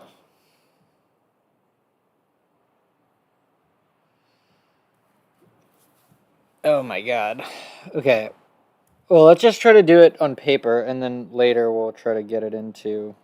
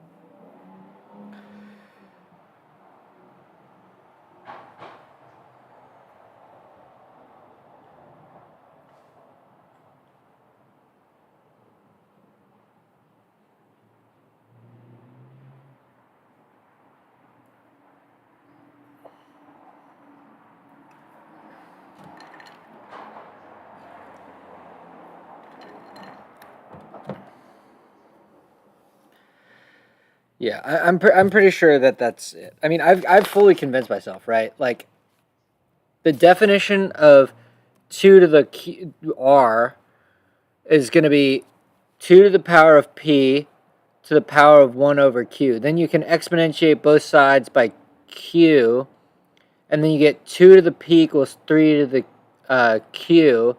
But then, you know, there's no way to make that work, clearly. So that's pretty cool. I like that one. Okay.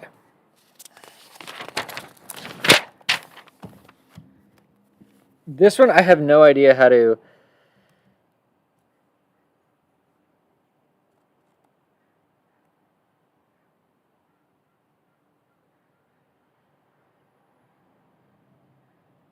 I mean, A is definitely true.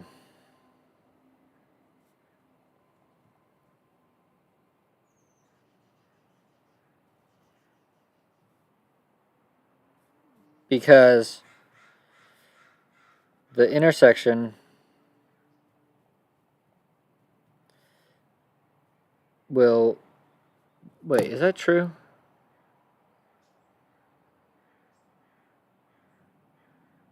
They all contain an infinite, and you're just going downwards. So, I mean, this is the same thing as the natural numbers, right? So I'm pretty sure that that's... they're all finite.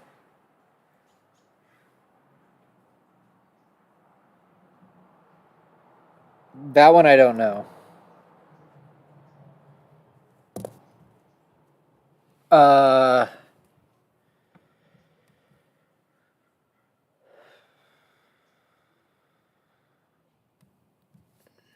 Finite non-empty sets of... I don't know why real numbers is specified. Is that relevant?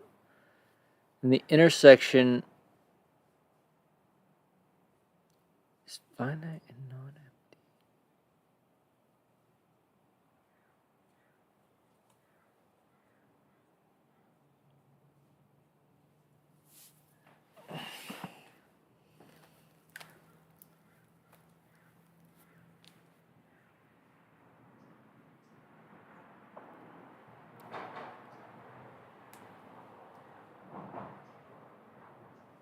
I feel like it's true. I think it's true. Why wouldn't it be?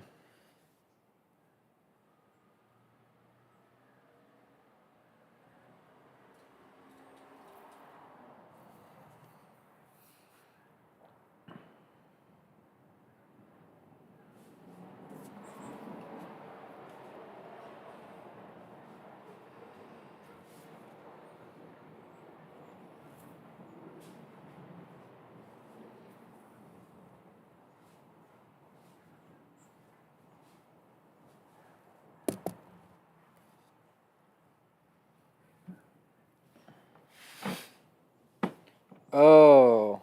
Whoa, that's crazy. A clever way to partition an infinite collection of sets.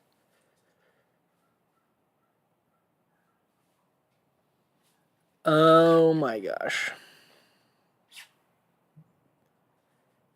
That's a fun problem.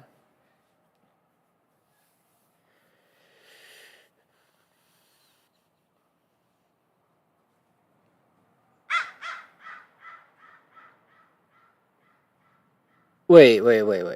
The sets... No, yeah. And all... I have an infinite. Huh. What is the trick, bro? That's crazy.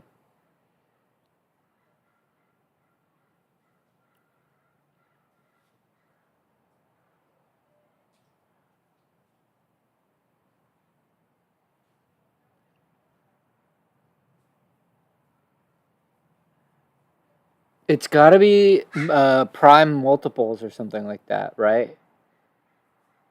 It's got to be that, like, A1, you define A1 to be,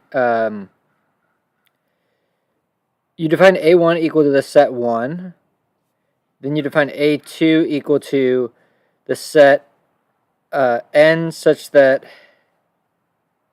or,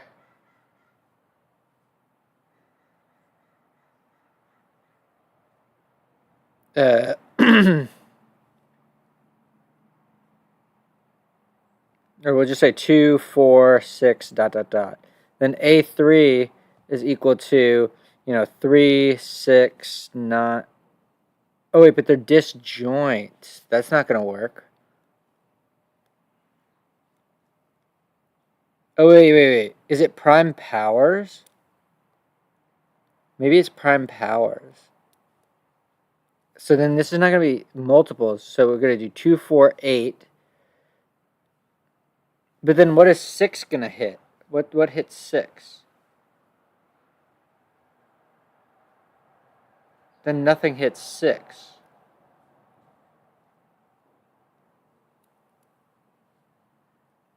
Wait, what if it's just powers in general?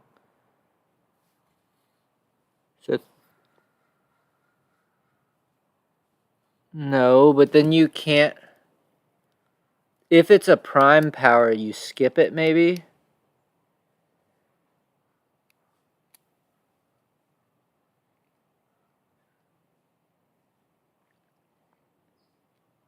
Or yeah, if it's a prime, if it's square in general, it's just I guess what you would say. Yeah, because not if it's a prime power, but if it's square. So you skip the square ones maybe. So 3, 9, 80, 27, 81 or something. Okay.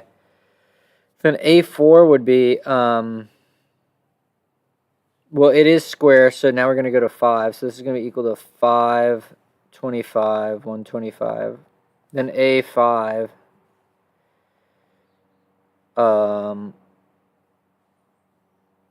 yeah, it's going to be 6, 36, 216 or something. Then A6 7, 49, whatever the next one is. Is it like 343 or something? No, that doesn't work. 347? I don't know what it is. No, wait, what am I talking about? 63. Oh, yeah, wait. Yeah, 63 plus 280. 343. And then A7 would be. So we have. So we have. So 8, but it's not going to be 8. It's not going to be 9 either, because. Wait. Oh, so it does have to be. Yeah. It does have to be a power of primes. Okay, so then you skip 8. You skip 9. And you go to 10. 10 is not a prime power. Okay, that's my idea. Let's see if that's actually the solution, because I feel like there's no way that's the solution. It just seems too janky.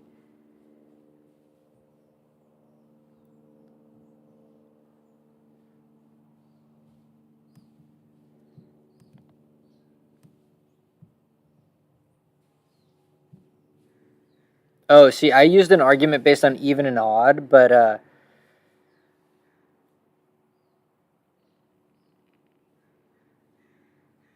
actually, I don't think my argument works, right?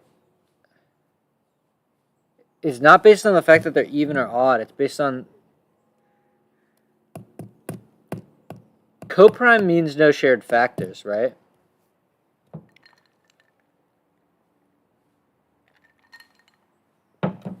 Coprime means GCD 1. Yeah. Yeah, coprime just means GCD 1.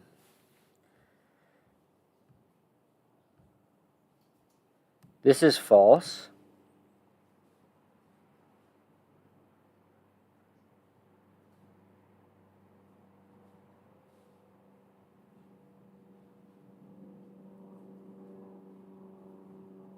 That's crazy. I'm not convinced, though.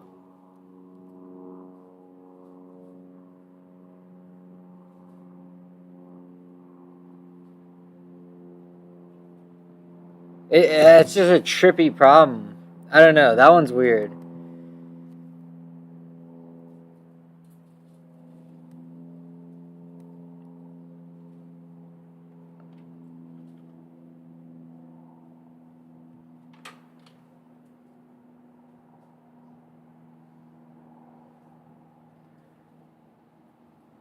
Does my solution work?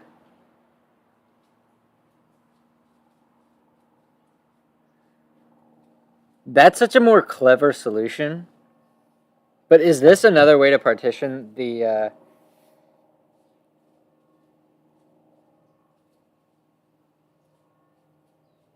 Wait, no, except for A1. No, yeah, you can't do that. Well, you could just tack A1 onto the first guy, right?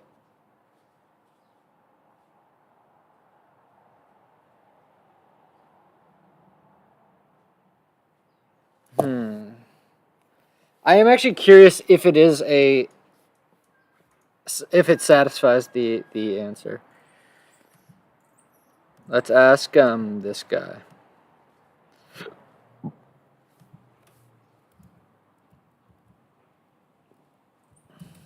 Let me just copy and paste the problem in.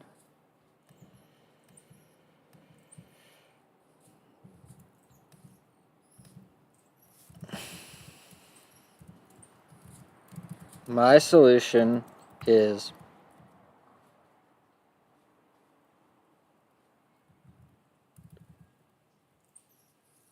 basically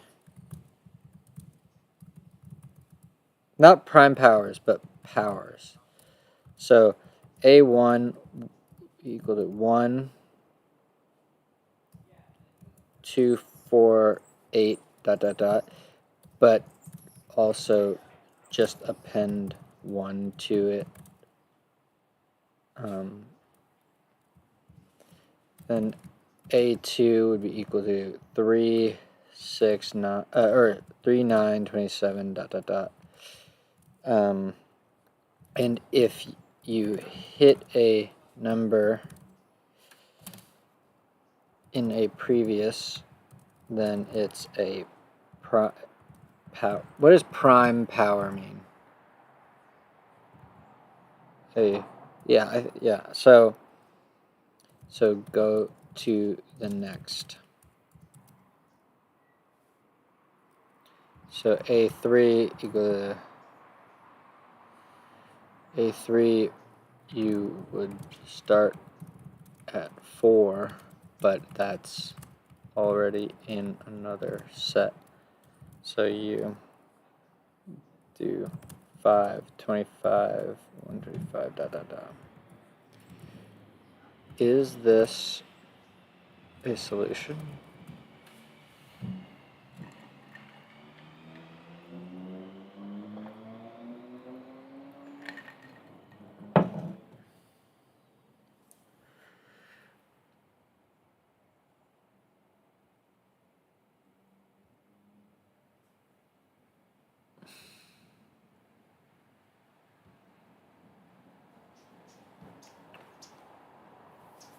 No, but A5 would be equal to 636. Dot, dot, dot. The question is whether or not they're disjoint then, right? Because you're definitely going to hit... They can't, right? It's not possible.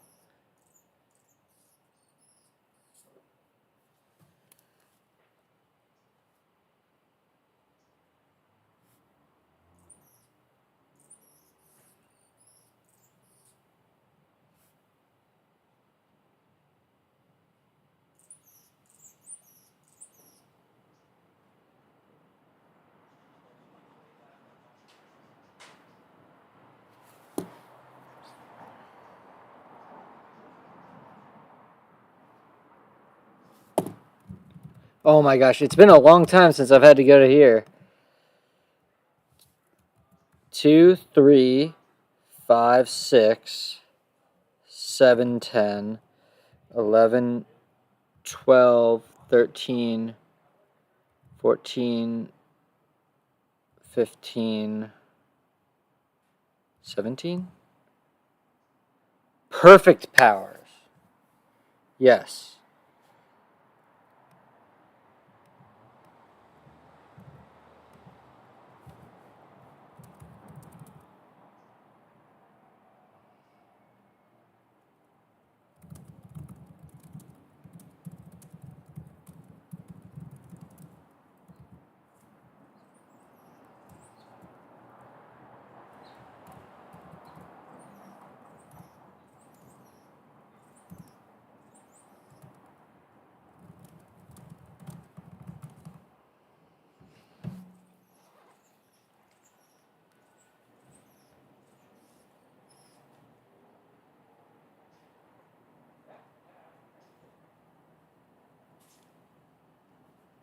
Power towers.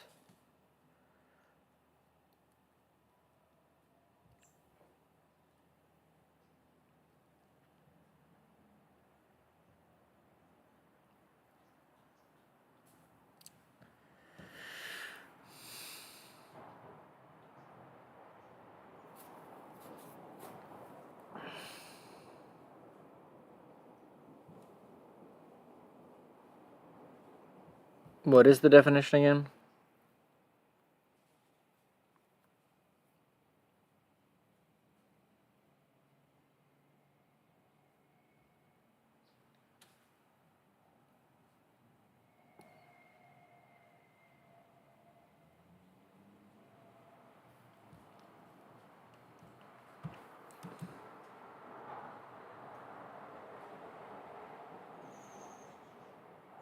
Oh, let's go. This is way sicker than that diagonal one. But I kind of want to prove it. Okay. I actually want I want to state and prove this thing. So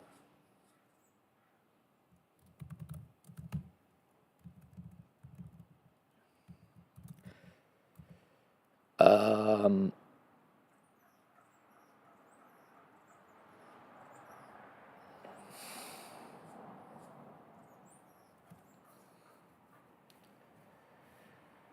how would we write this in lean?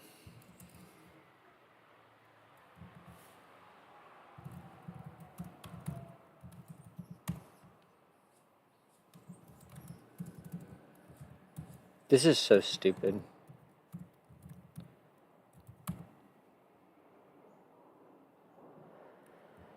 I gotta log in again. Alright, hold on. I had to clear my cache.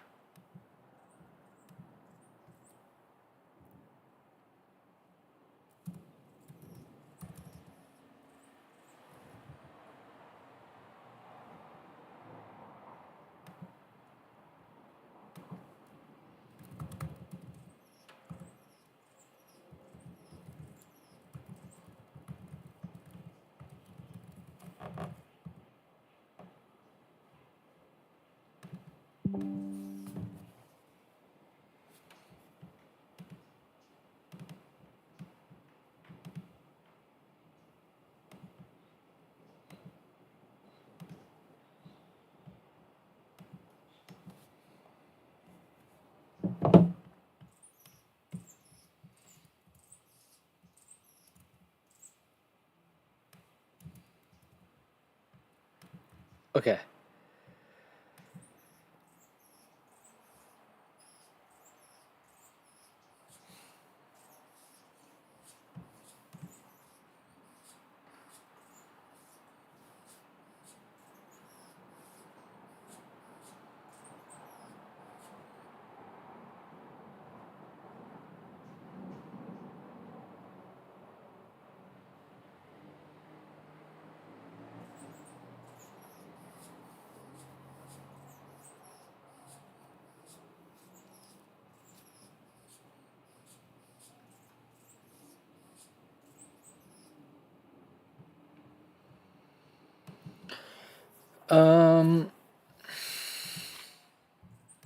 How would I state this in lean4?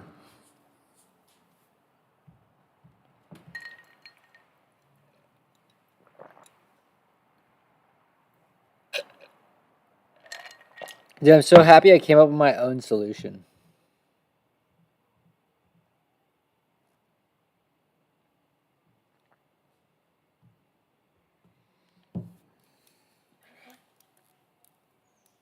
Holy shit.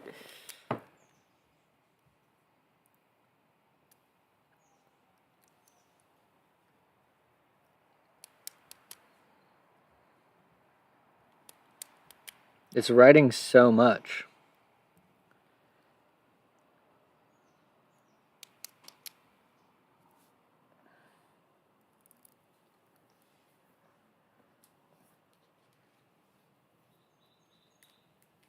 Yeah, you would just say it's equal to the natural numbers minus, without 1 and 0.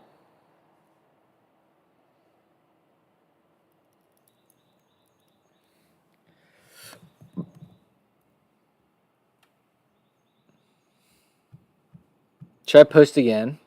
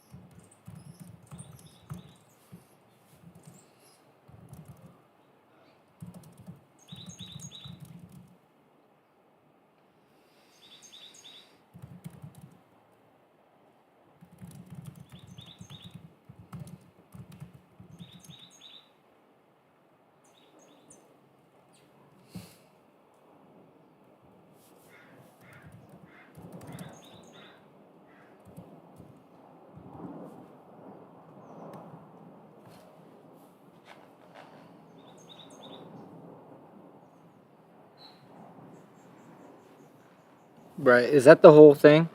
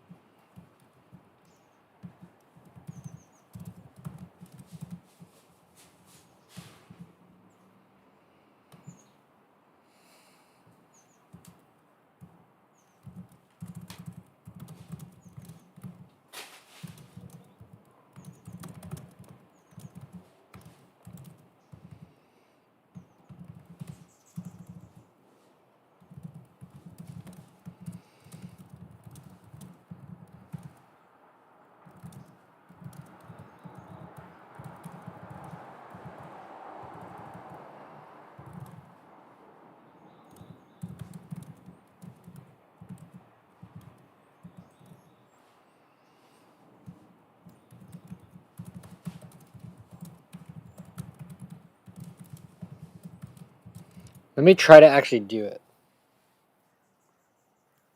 So the first thing is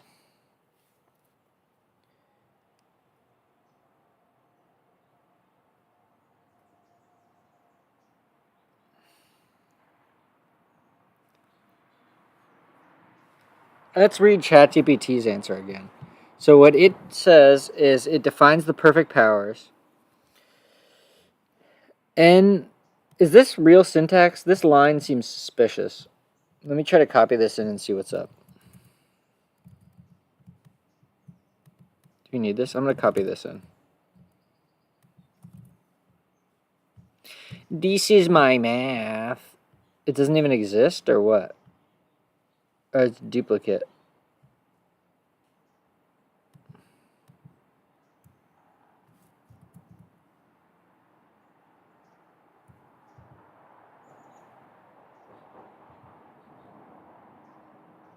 Yeah, that must be from old stuff.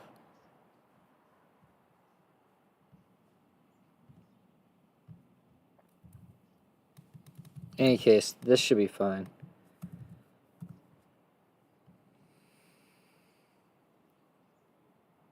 Is the set of natural numbers such that... What is this character? Oh, this is the... Okay, that's the syntax. Okay.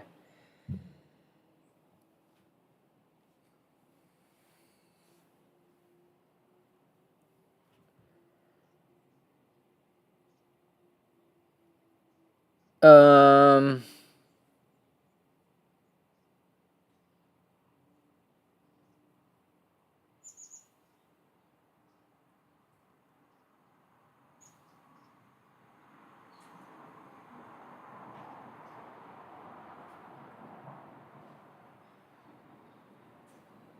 Wait, I can't even read this. What does this mean? K is greater than 2 and n. Oh, and n is equal to m to the k. But why does it have to be greater than 2? Oh, these are all the perfect powers.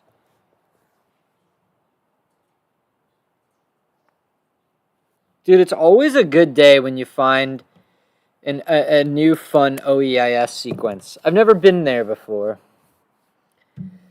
N such that n greater than 2 and not in perfect powers. Right. Cool.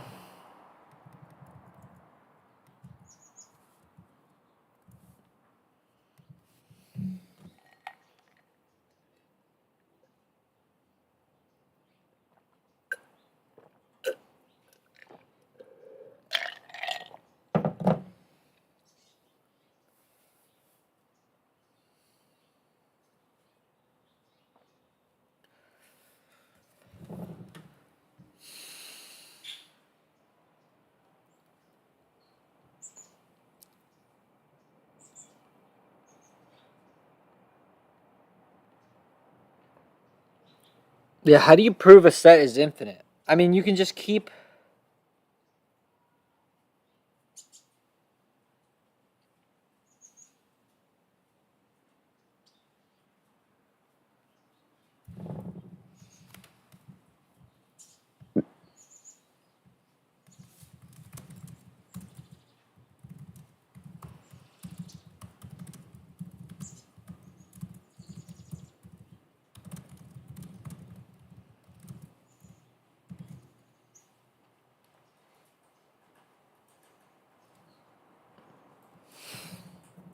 Oh yeah, you just define the injective set, or the injective function. Yeah, because you just associate 1 with the first power, 2 with the second power, and then you realize that you can just keep going. Now the disjointness is, I guess...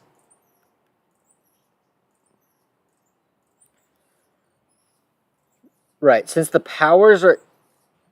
But the bases are different? Wait.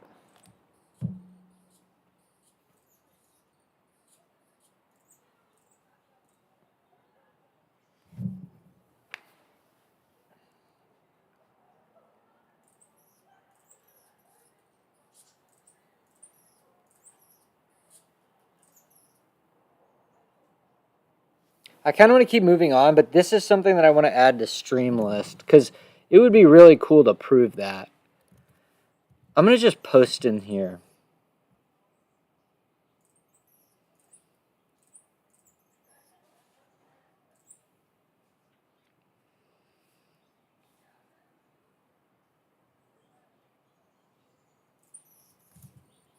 Should I just try it?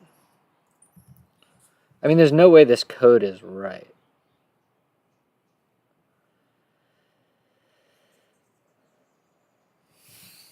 It's actually feels like a hard proof.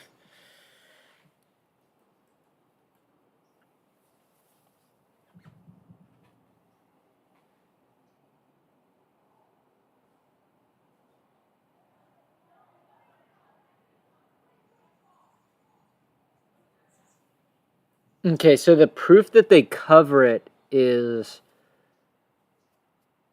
obvious? I don't know. The proof that it covers it is obvious to me, but now the proof that they're infinite is obvious, but the proof that they're disjoint is probably the hardest one. But I feel like it's also obvious because...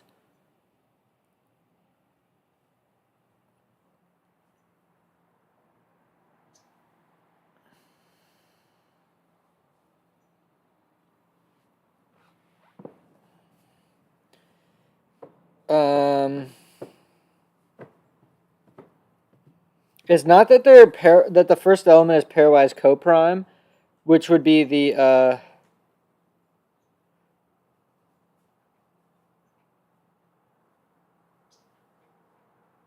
the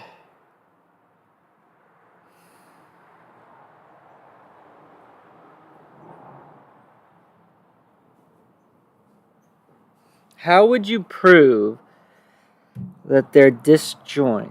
So, for instance, the pairs like 2 to the k and 3 to the k, these are coprime, so therefore disjoint. But then the case of like 3 to 6,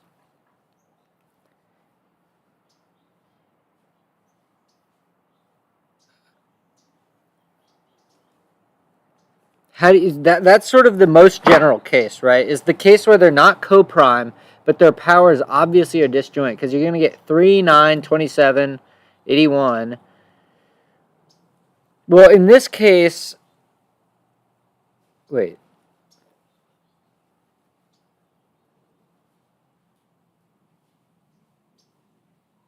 But it's powers, not multiples. I swear there's some obvious reason why. What is the general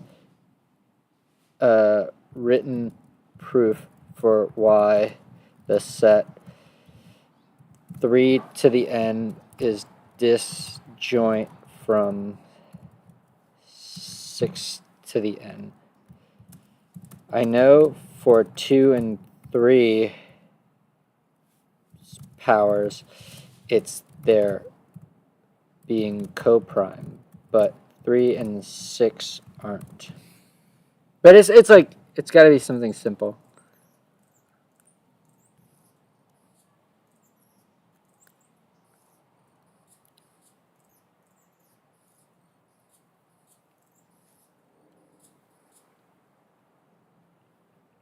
That's so cool that it used sorry. Oh, that's actually rad.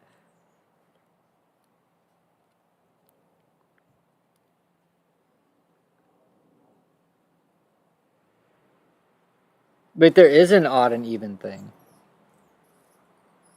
Oh yeah, because no, yeah, actually it does work, I think. So odd powers are odd and even powers are even. But is that always the case? What is there an example of non co-prime but also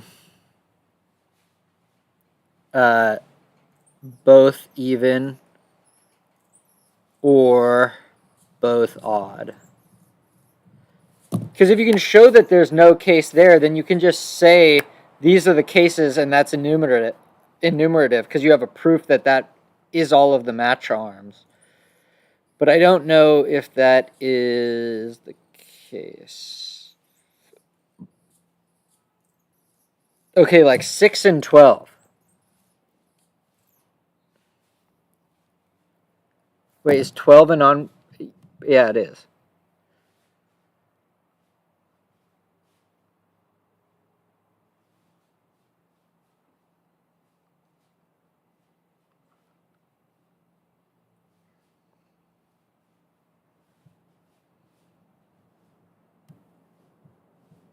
I don't actually know what this means.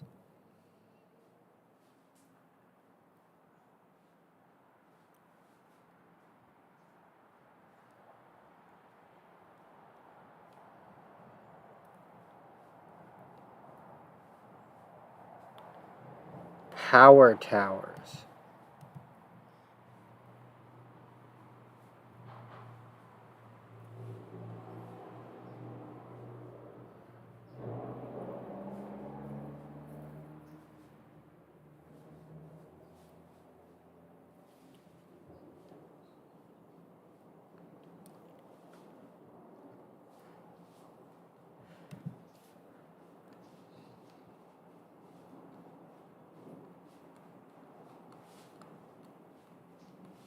Okay, wait. We're getting distracted here.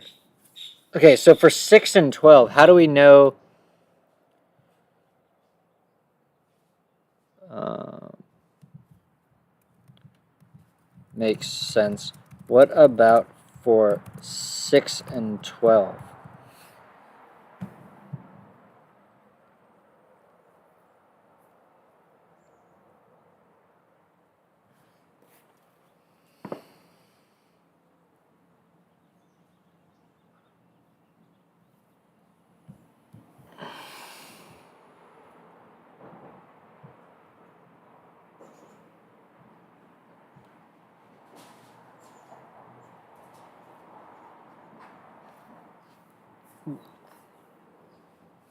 Dude, why am I doing number theory? I'm trying to do analysis, and they're throwing me into number theory.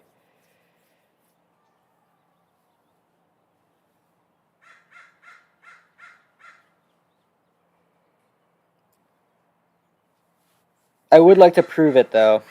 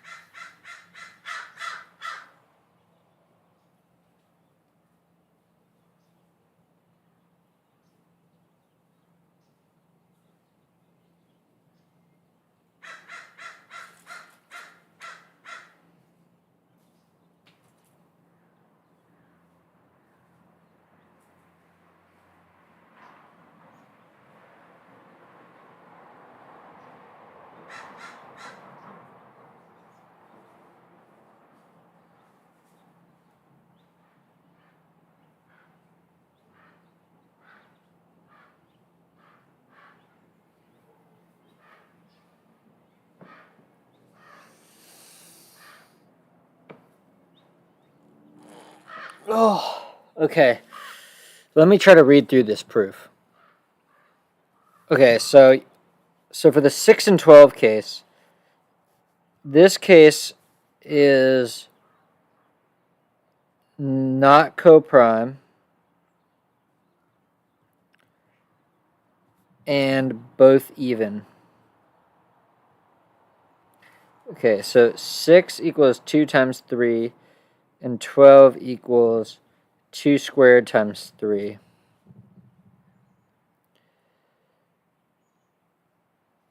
So that means that, yeah, so 6 to the n equals 2 times 3 to the n, which is equal to 2 to the n times 3 to the n, right? Is that right, or did I fuck that up? Yeah. But so now 12 to the m is equal to 2 squared times 3 to the m, which is equal to 2 to the 2m times 3 to the m. M to the b, m to the b. Okay, so now assume there exists a natural number n and m such that 6 to the n equals 12 to the m. Okay, so now we assume... Is this all the cases? I feel like that's all the cases that you need to prove that... Yeah, it's actually so much harder to prove it in lean. But like I've convinced myself of it. But I honestly still don't really know. Alright, so you assume exists nm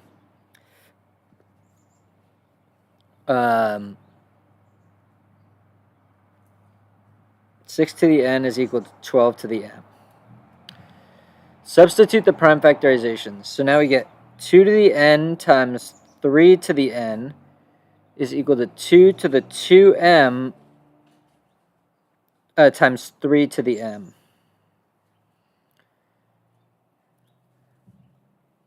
Separate the powers of 2 and 3.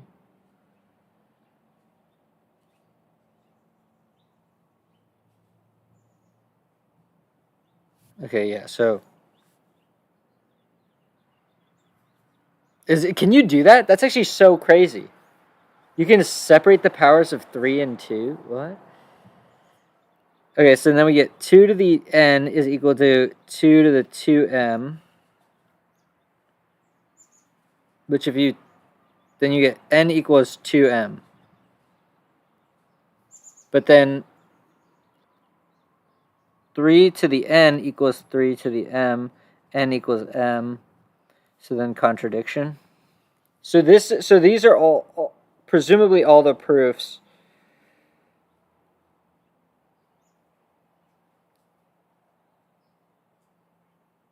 that their powers are pairwise disjoint, right?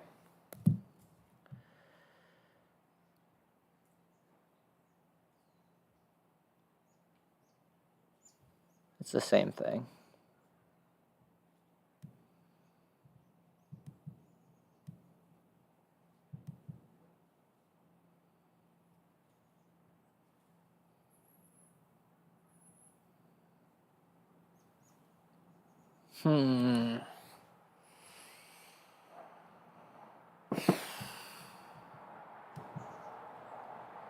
I produced the way better one. This guy's such a loser for doing a diagonal thing. How does this work actually? It's actually so cool. I love these random ass diagonal.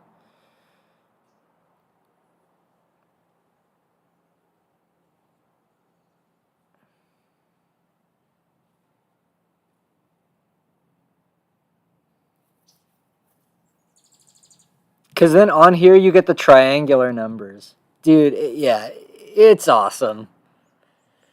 It's awesome. It's awesome. There's no other way to put it. It's just fucking awesome.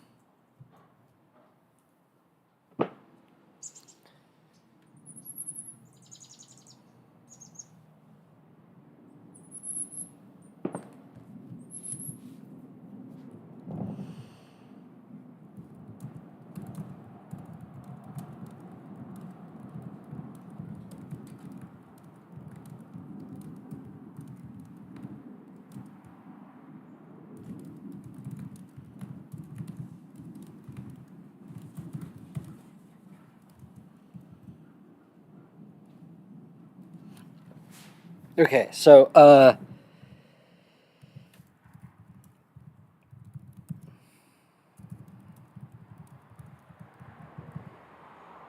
is the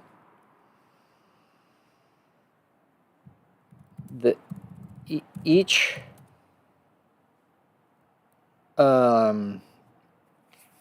AI is infinite because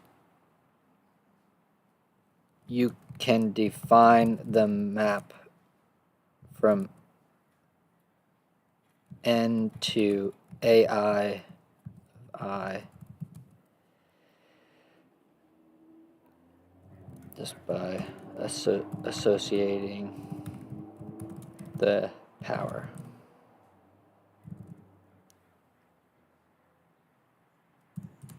I 1 to for A1 excluding or for A, let's just do for A2. 1 goes to 3, 2 goes to 9, 3 goes to 27, dot dot dot. The union of all is equal to n greater than 2 because actually, I don't even know how you prove that you don't miss anything. How are you guaranteed to not miss anything?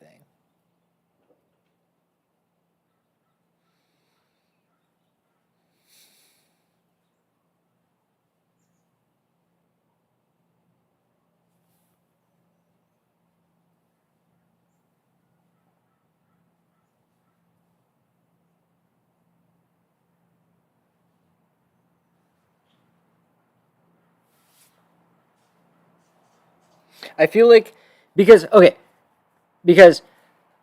either A, you hit a non-perfect power and therefore the start of an AI, or B, you are a perfect power and belong to an AI. I'm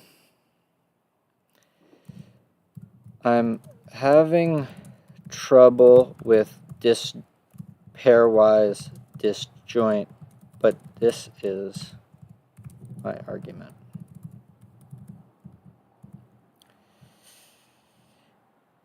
If the start element, the non-perfect power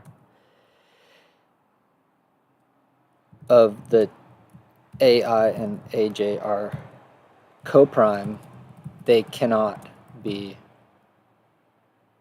They must be disjoint.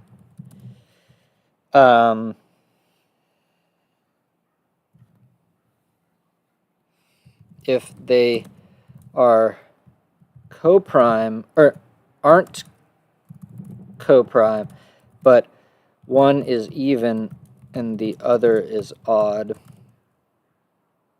then they cannot share elements, as all powers will be different kinds, odds, evens. If aren't coprime and are both either odd or even, you can make the argument that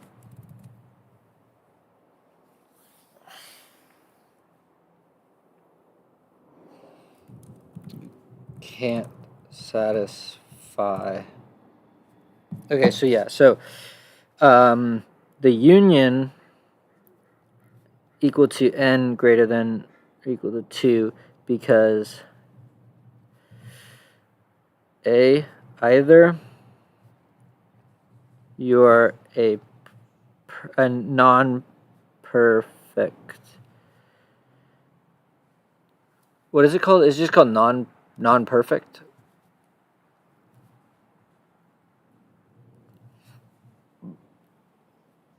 Or B, you are and belong to an earlier AI.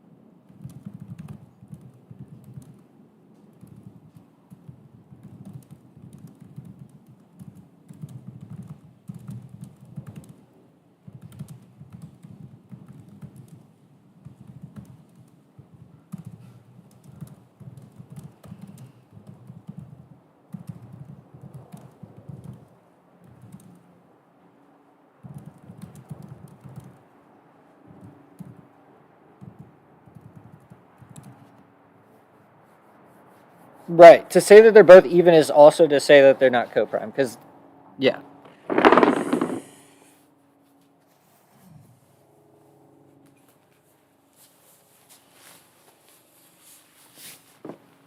Okay. So, what are we trying to say here? But if you try to find 6 to the n equal to 12 to the m. Yeah, how do you prove that there doesn't exist solutions to this equation? Is this the general way that this is done?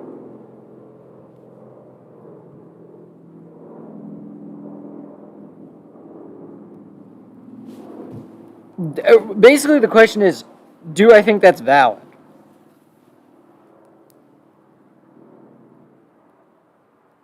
I think it is. I think it makes sense. You take their prime factorizations and then you can split up the equations.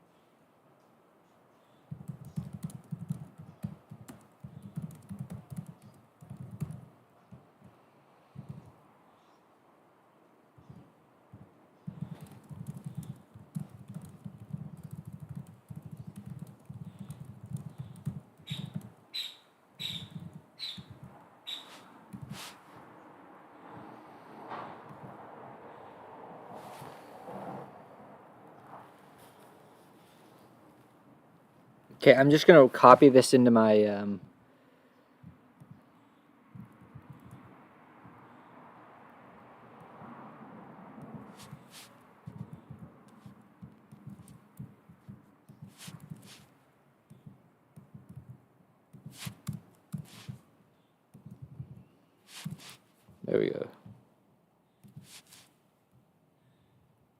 Is there no block comments? Oh.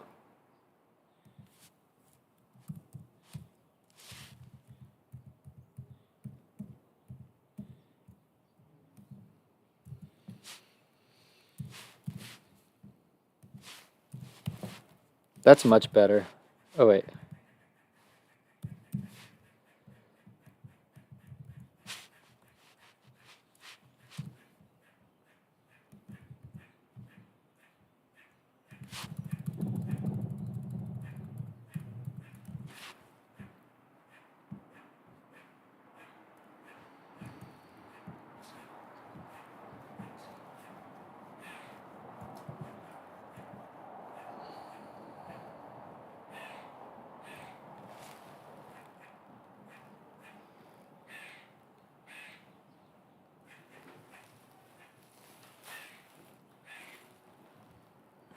All right, let's keep moving. Dude, there's something so fun about finding your own solution. This is like one of the first times I felt like this in a long time. That's so cool, man.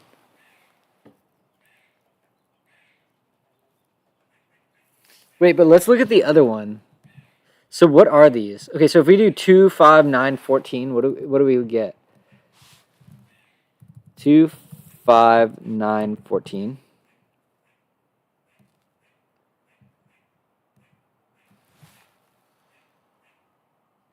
Dude, I love the OEIS, bro. Polyominoes. Polyomino. Polyomino. Polyomino. Polyomino. Polymino. Polymiono. Alright. Bro, I'm running off of a high right now. I feel great. Okay, I don't want to do any of this. I hate these inequality things. They're so boring.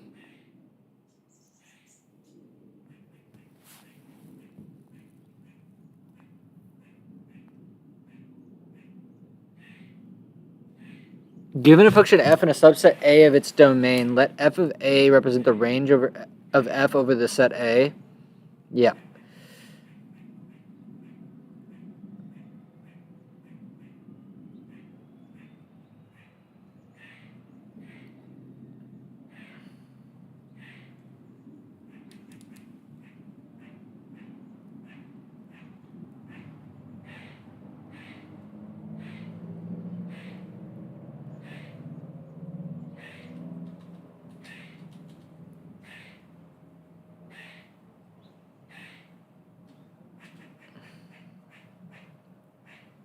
These seem like good ones.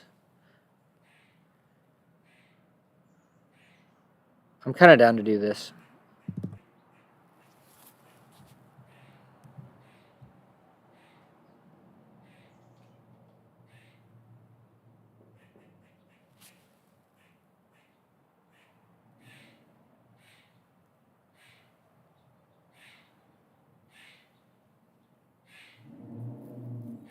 To be the set of numbers whose smallest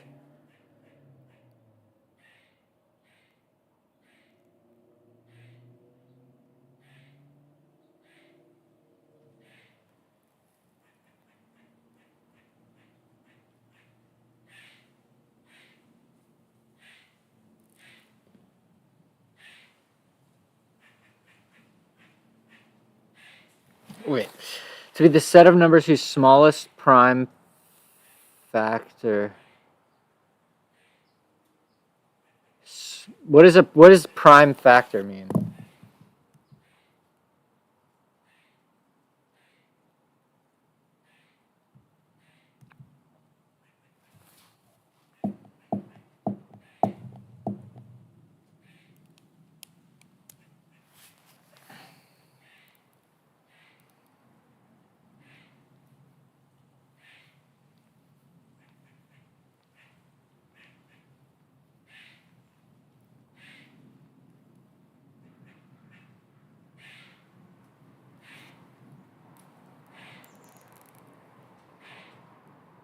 It's crazy because like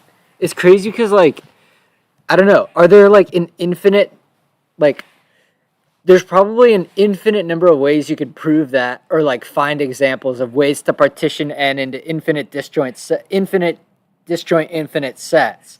But it's like um there's probably like classes of interesting ones. I don't know, maybe there's only a few. The set of proofs for a proposition, dude. It's so crazy to think about, really.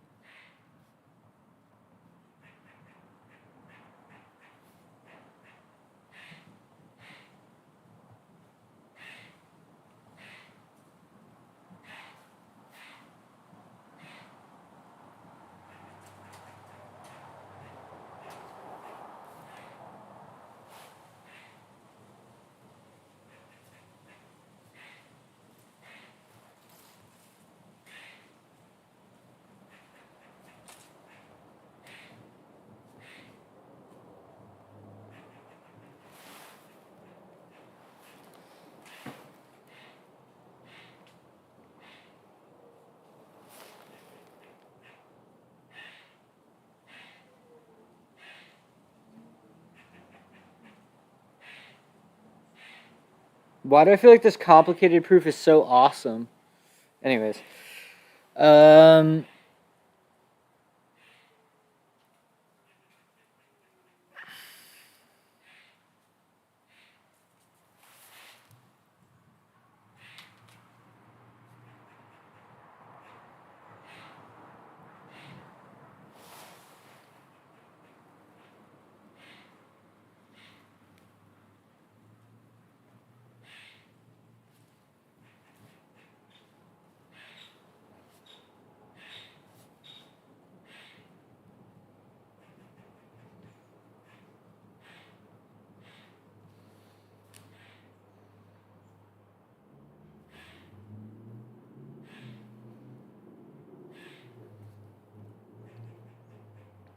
Wait, so then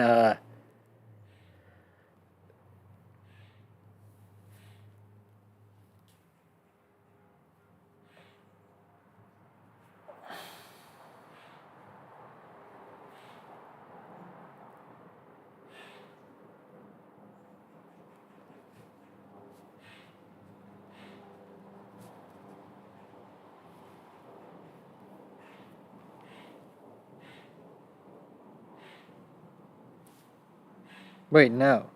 Wait.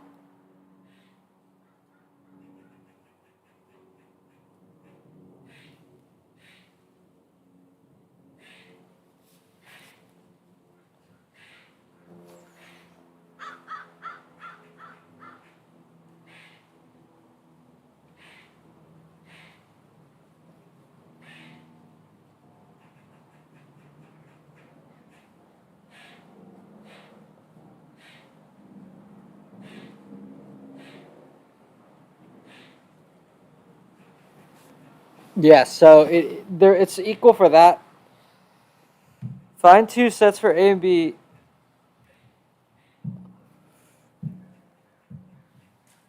Mm.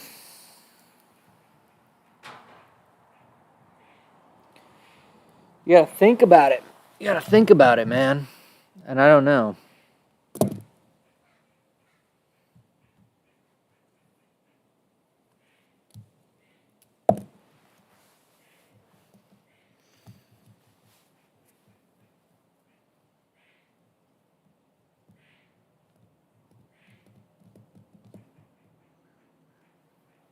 Dude, math is crazy. Math is actually nuts.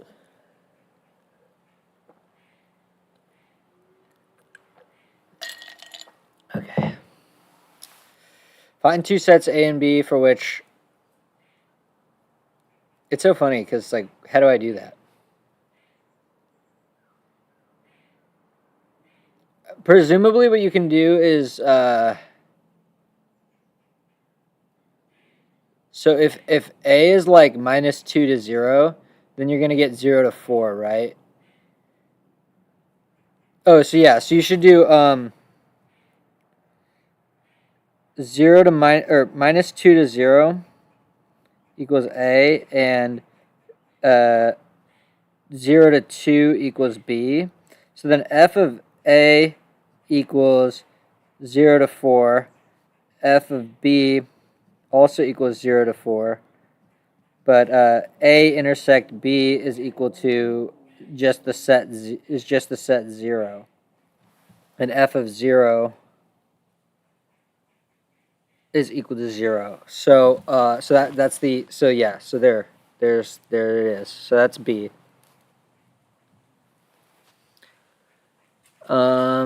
C, show that for an arbitrary function it is always true because the intersection, okay, so A intersect B is equal to, yeah.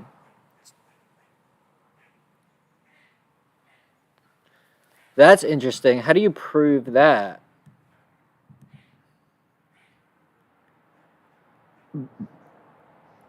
We should state this one. Alright, so I'm going to take this. Oh my god. Let's see what happens if I paste this in here. Oh, I disconnected from chat. Am I still live?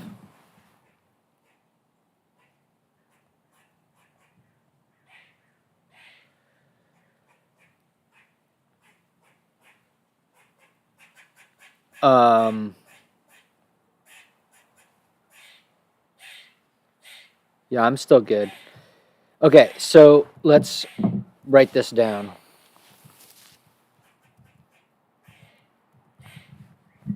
Does that work?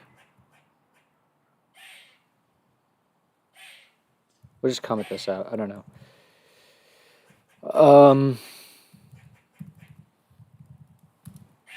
Theorem x1 to 7c.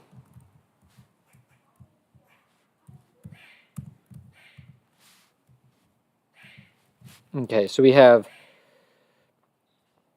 A, B of type set R,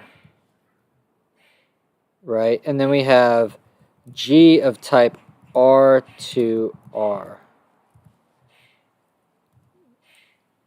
We want to prove that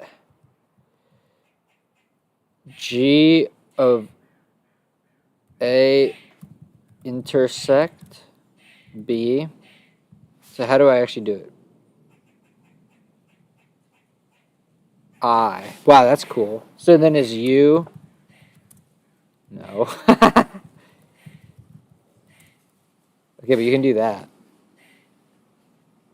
But is that big Yoon? Is this little Yoon and big Yoon? Wait, but this is probably not legit syntax.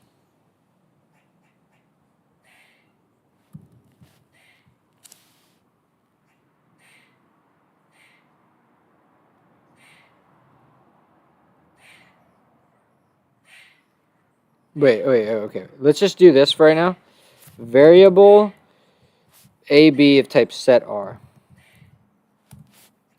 Check A in A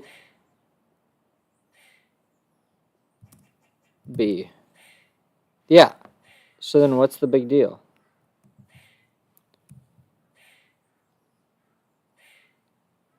Enter R.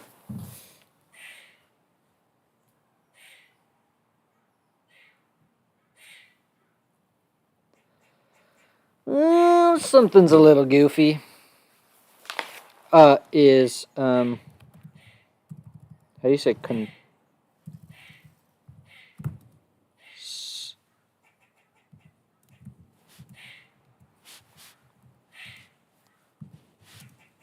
oh, but you probably can't even probably can't even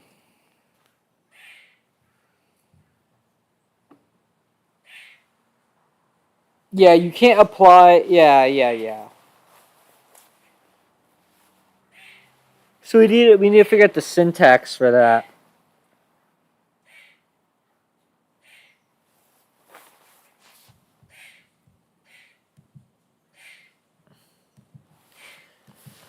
Add a dope verbal proof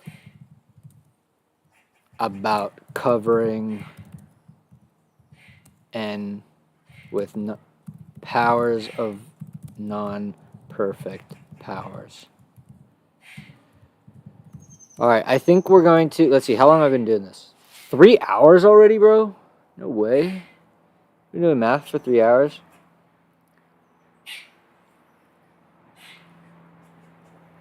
Do I want to keep going? I feel like I'm kind of burnt out now. It takes so much mental overhead to do this.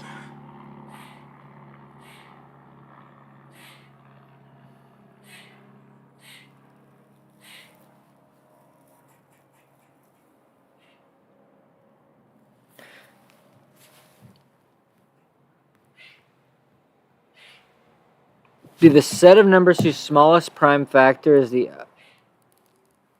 I. Okay, I gotta figure out what he means by this.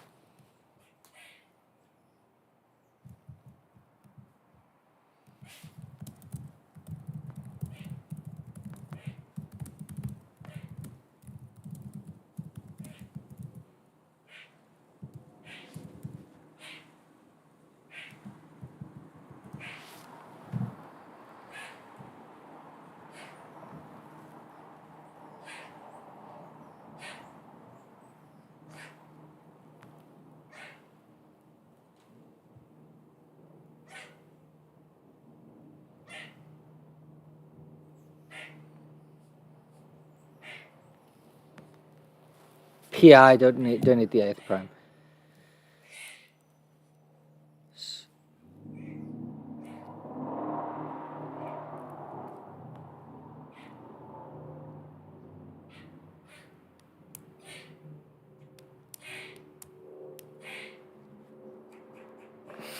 Dude, that's an even better one.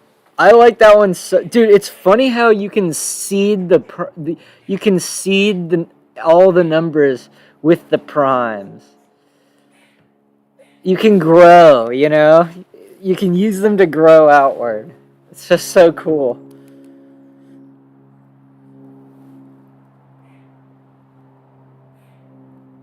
So you're not going to find any 2s there. So what is this? This is 7 by 3. Okay.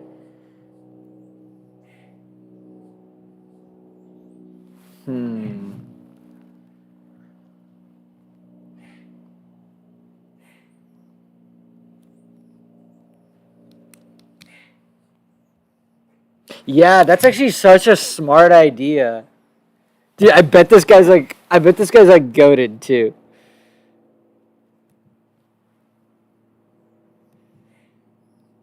Oh yeah. Exactly. He's like working on proving Fermat's last theorem. Like you know? Yeah. So it's just so cool. So cool.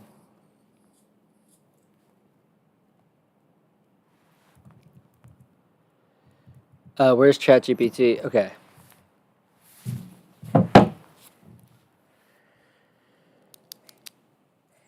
It seems harder to construct though, right?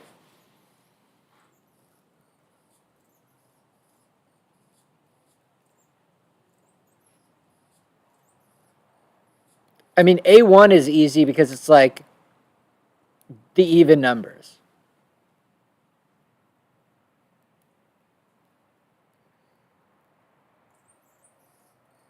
Dude, this is such an interesting way to do it.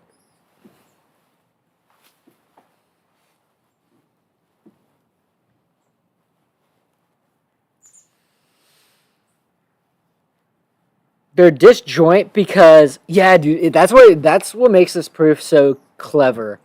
Is they're disjoint because none of the AIs are going to have that smallest prime power in it. Or not prime power, but prime. Very cool stuff.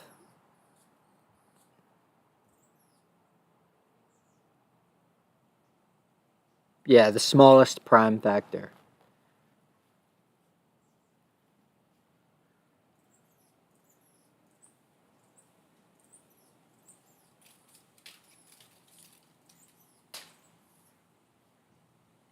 It's sort of like you get the disjointness by definition, whereas mine, I don't know if it's as clear that.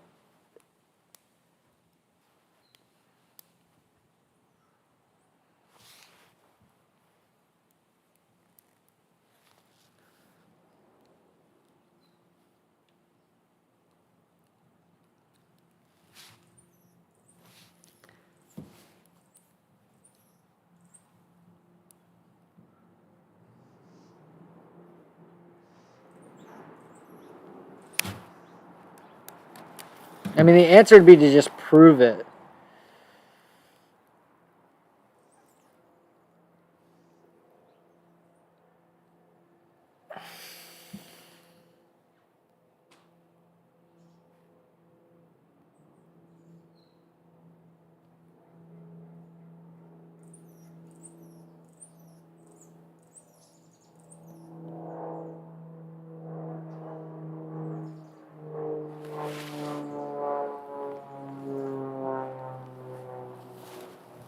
Right, so you take one and you figure out what bucket to go in. Yeah, actually, okay, so this is the algorithm.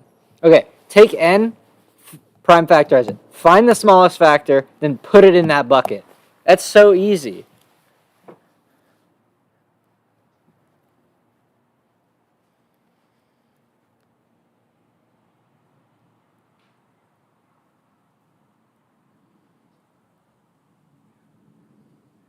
I am curious, though, if we just copy the problem.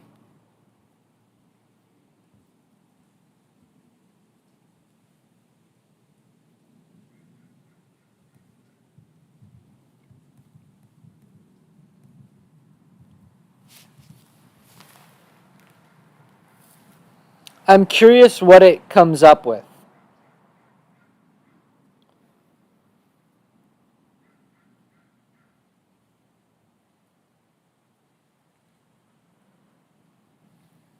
Generating infinite subsets.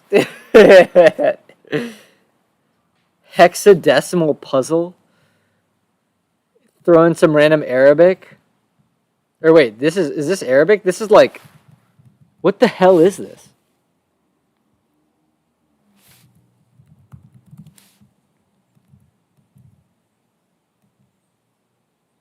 What? That's silly, bro. That's so silly.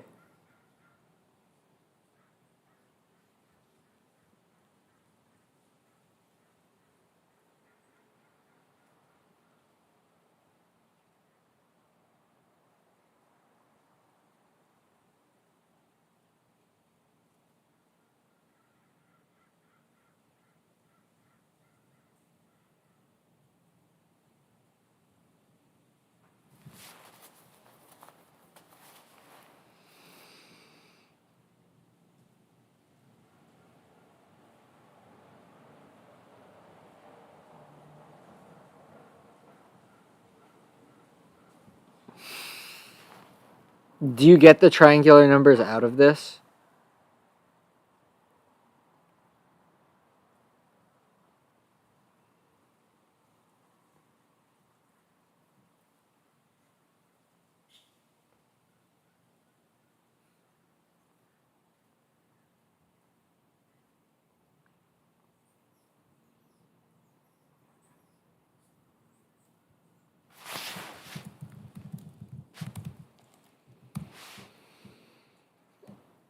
Yeah, right. So wait, where's that picture? Oh, there's the picture. Yeah, so you get the triangular numbers out of this. But just check if you go 1, what is it?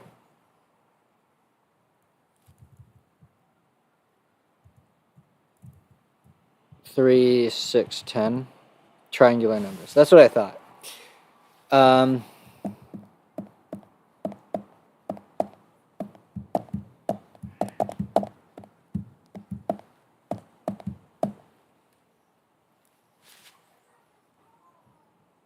Which is honestly quite clever, but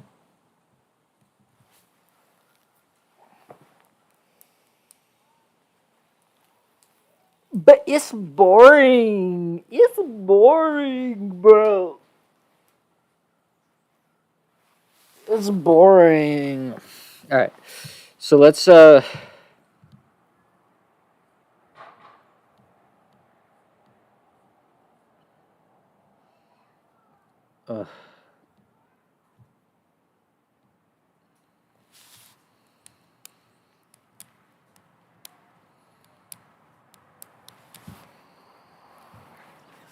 okay, so what did we do? We did like one math problem.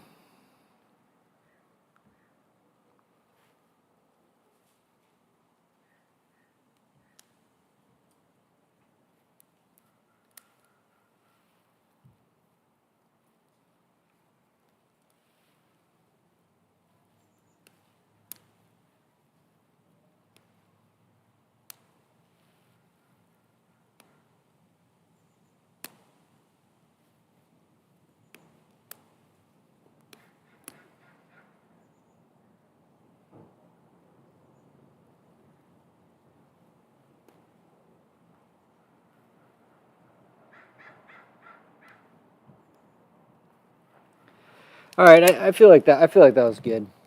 All right, we're gonna do the stepper motor thing now. We'll get the camera.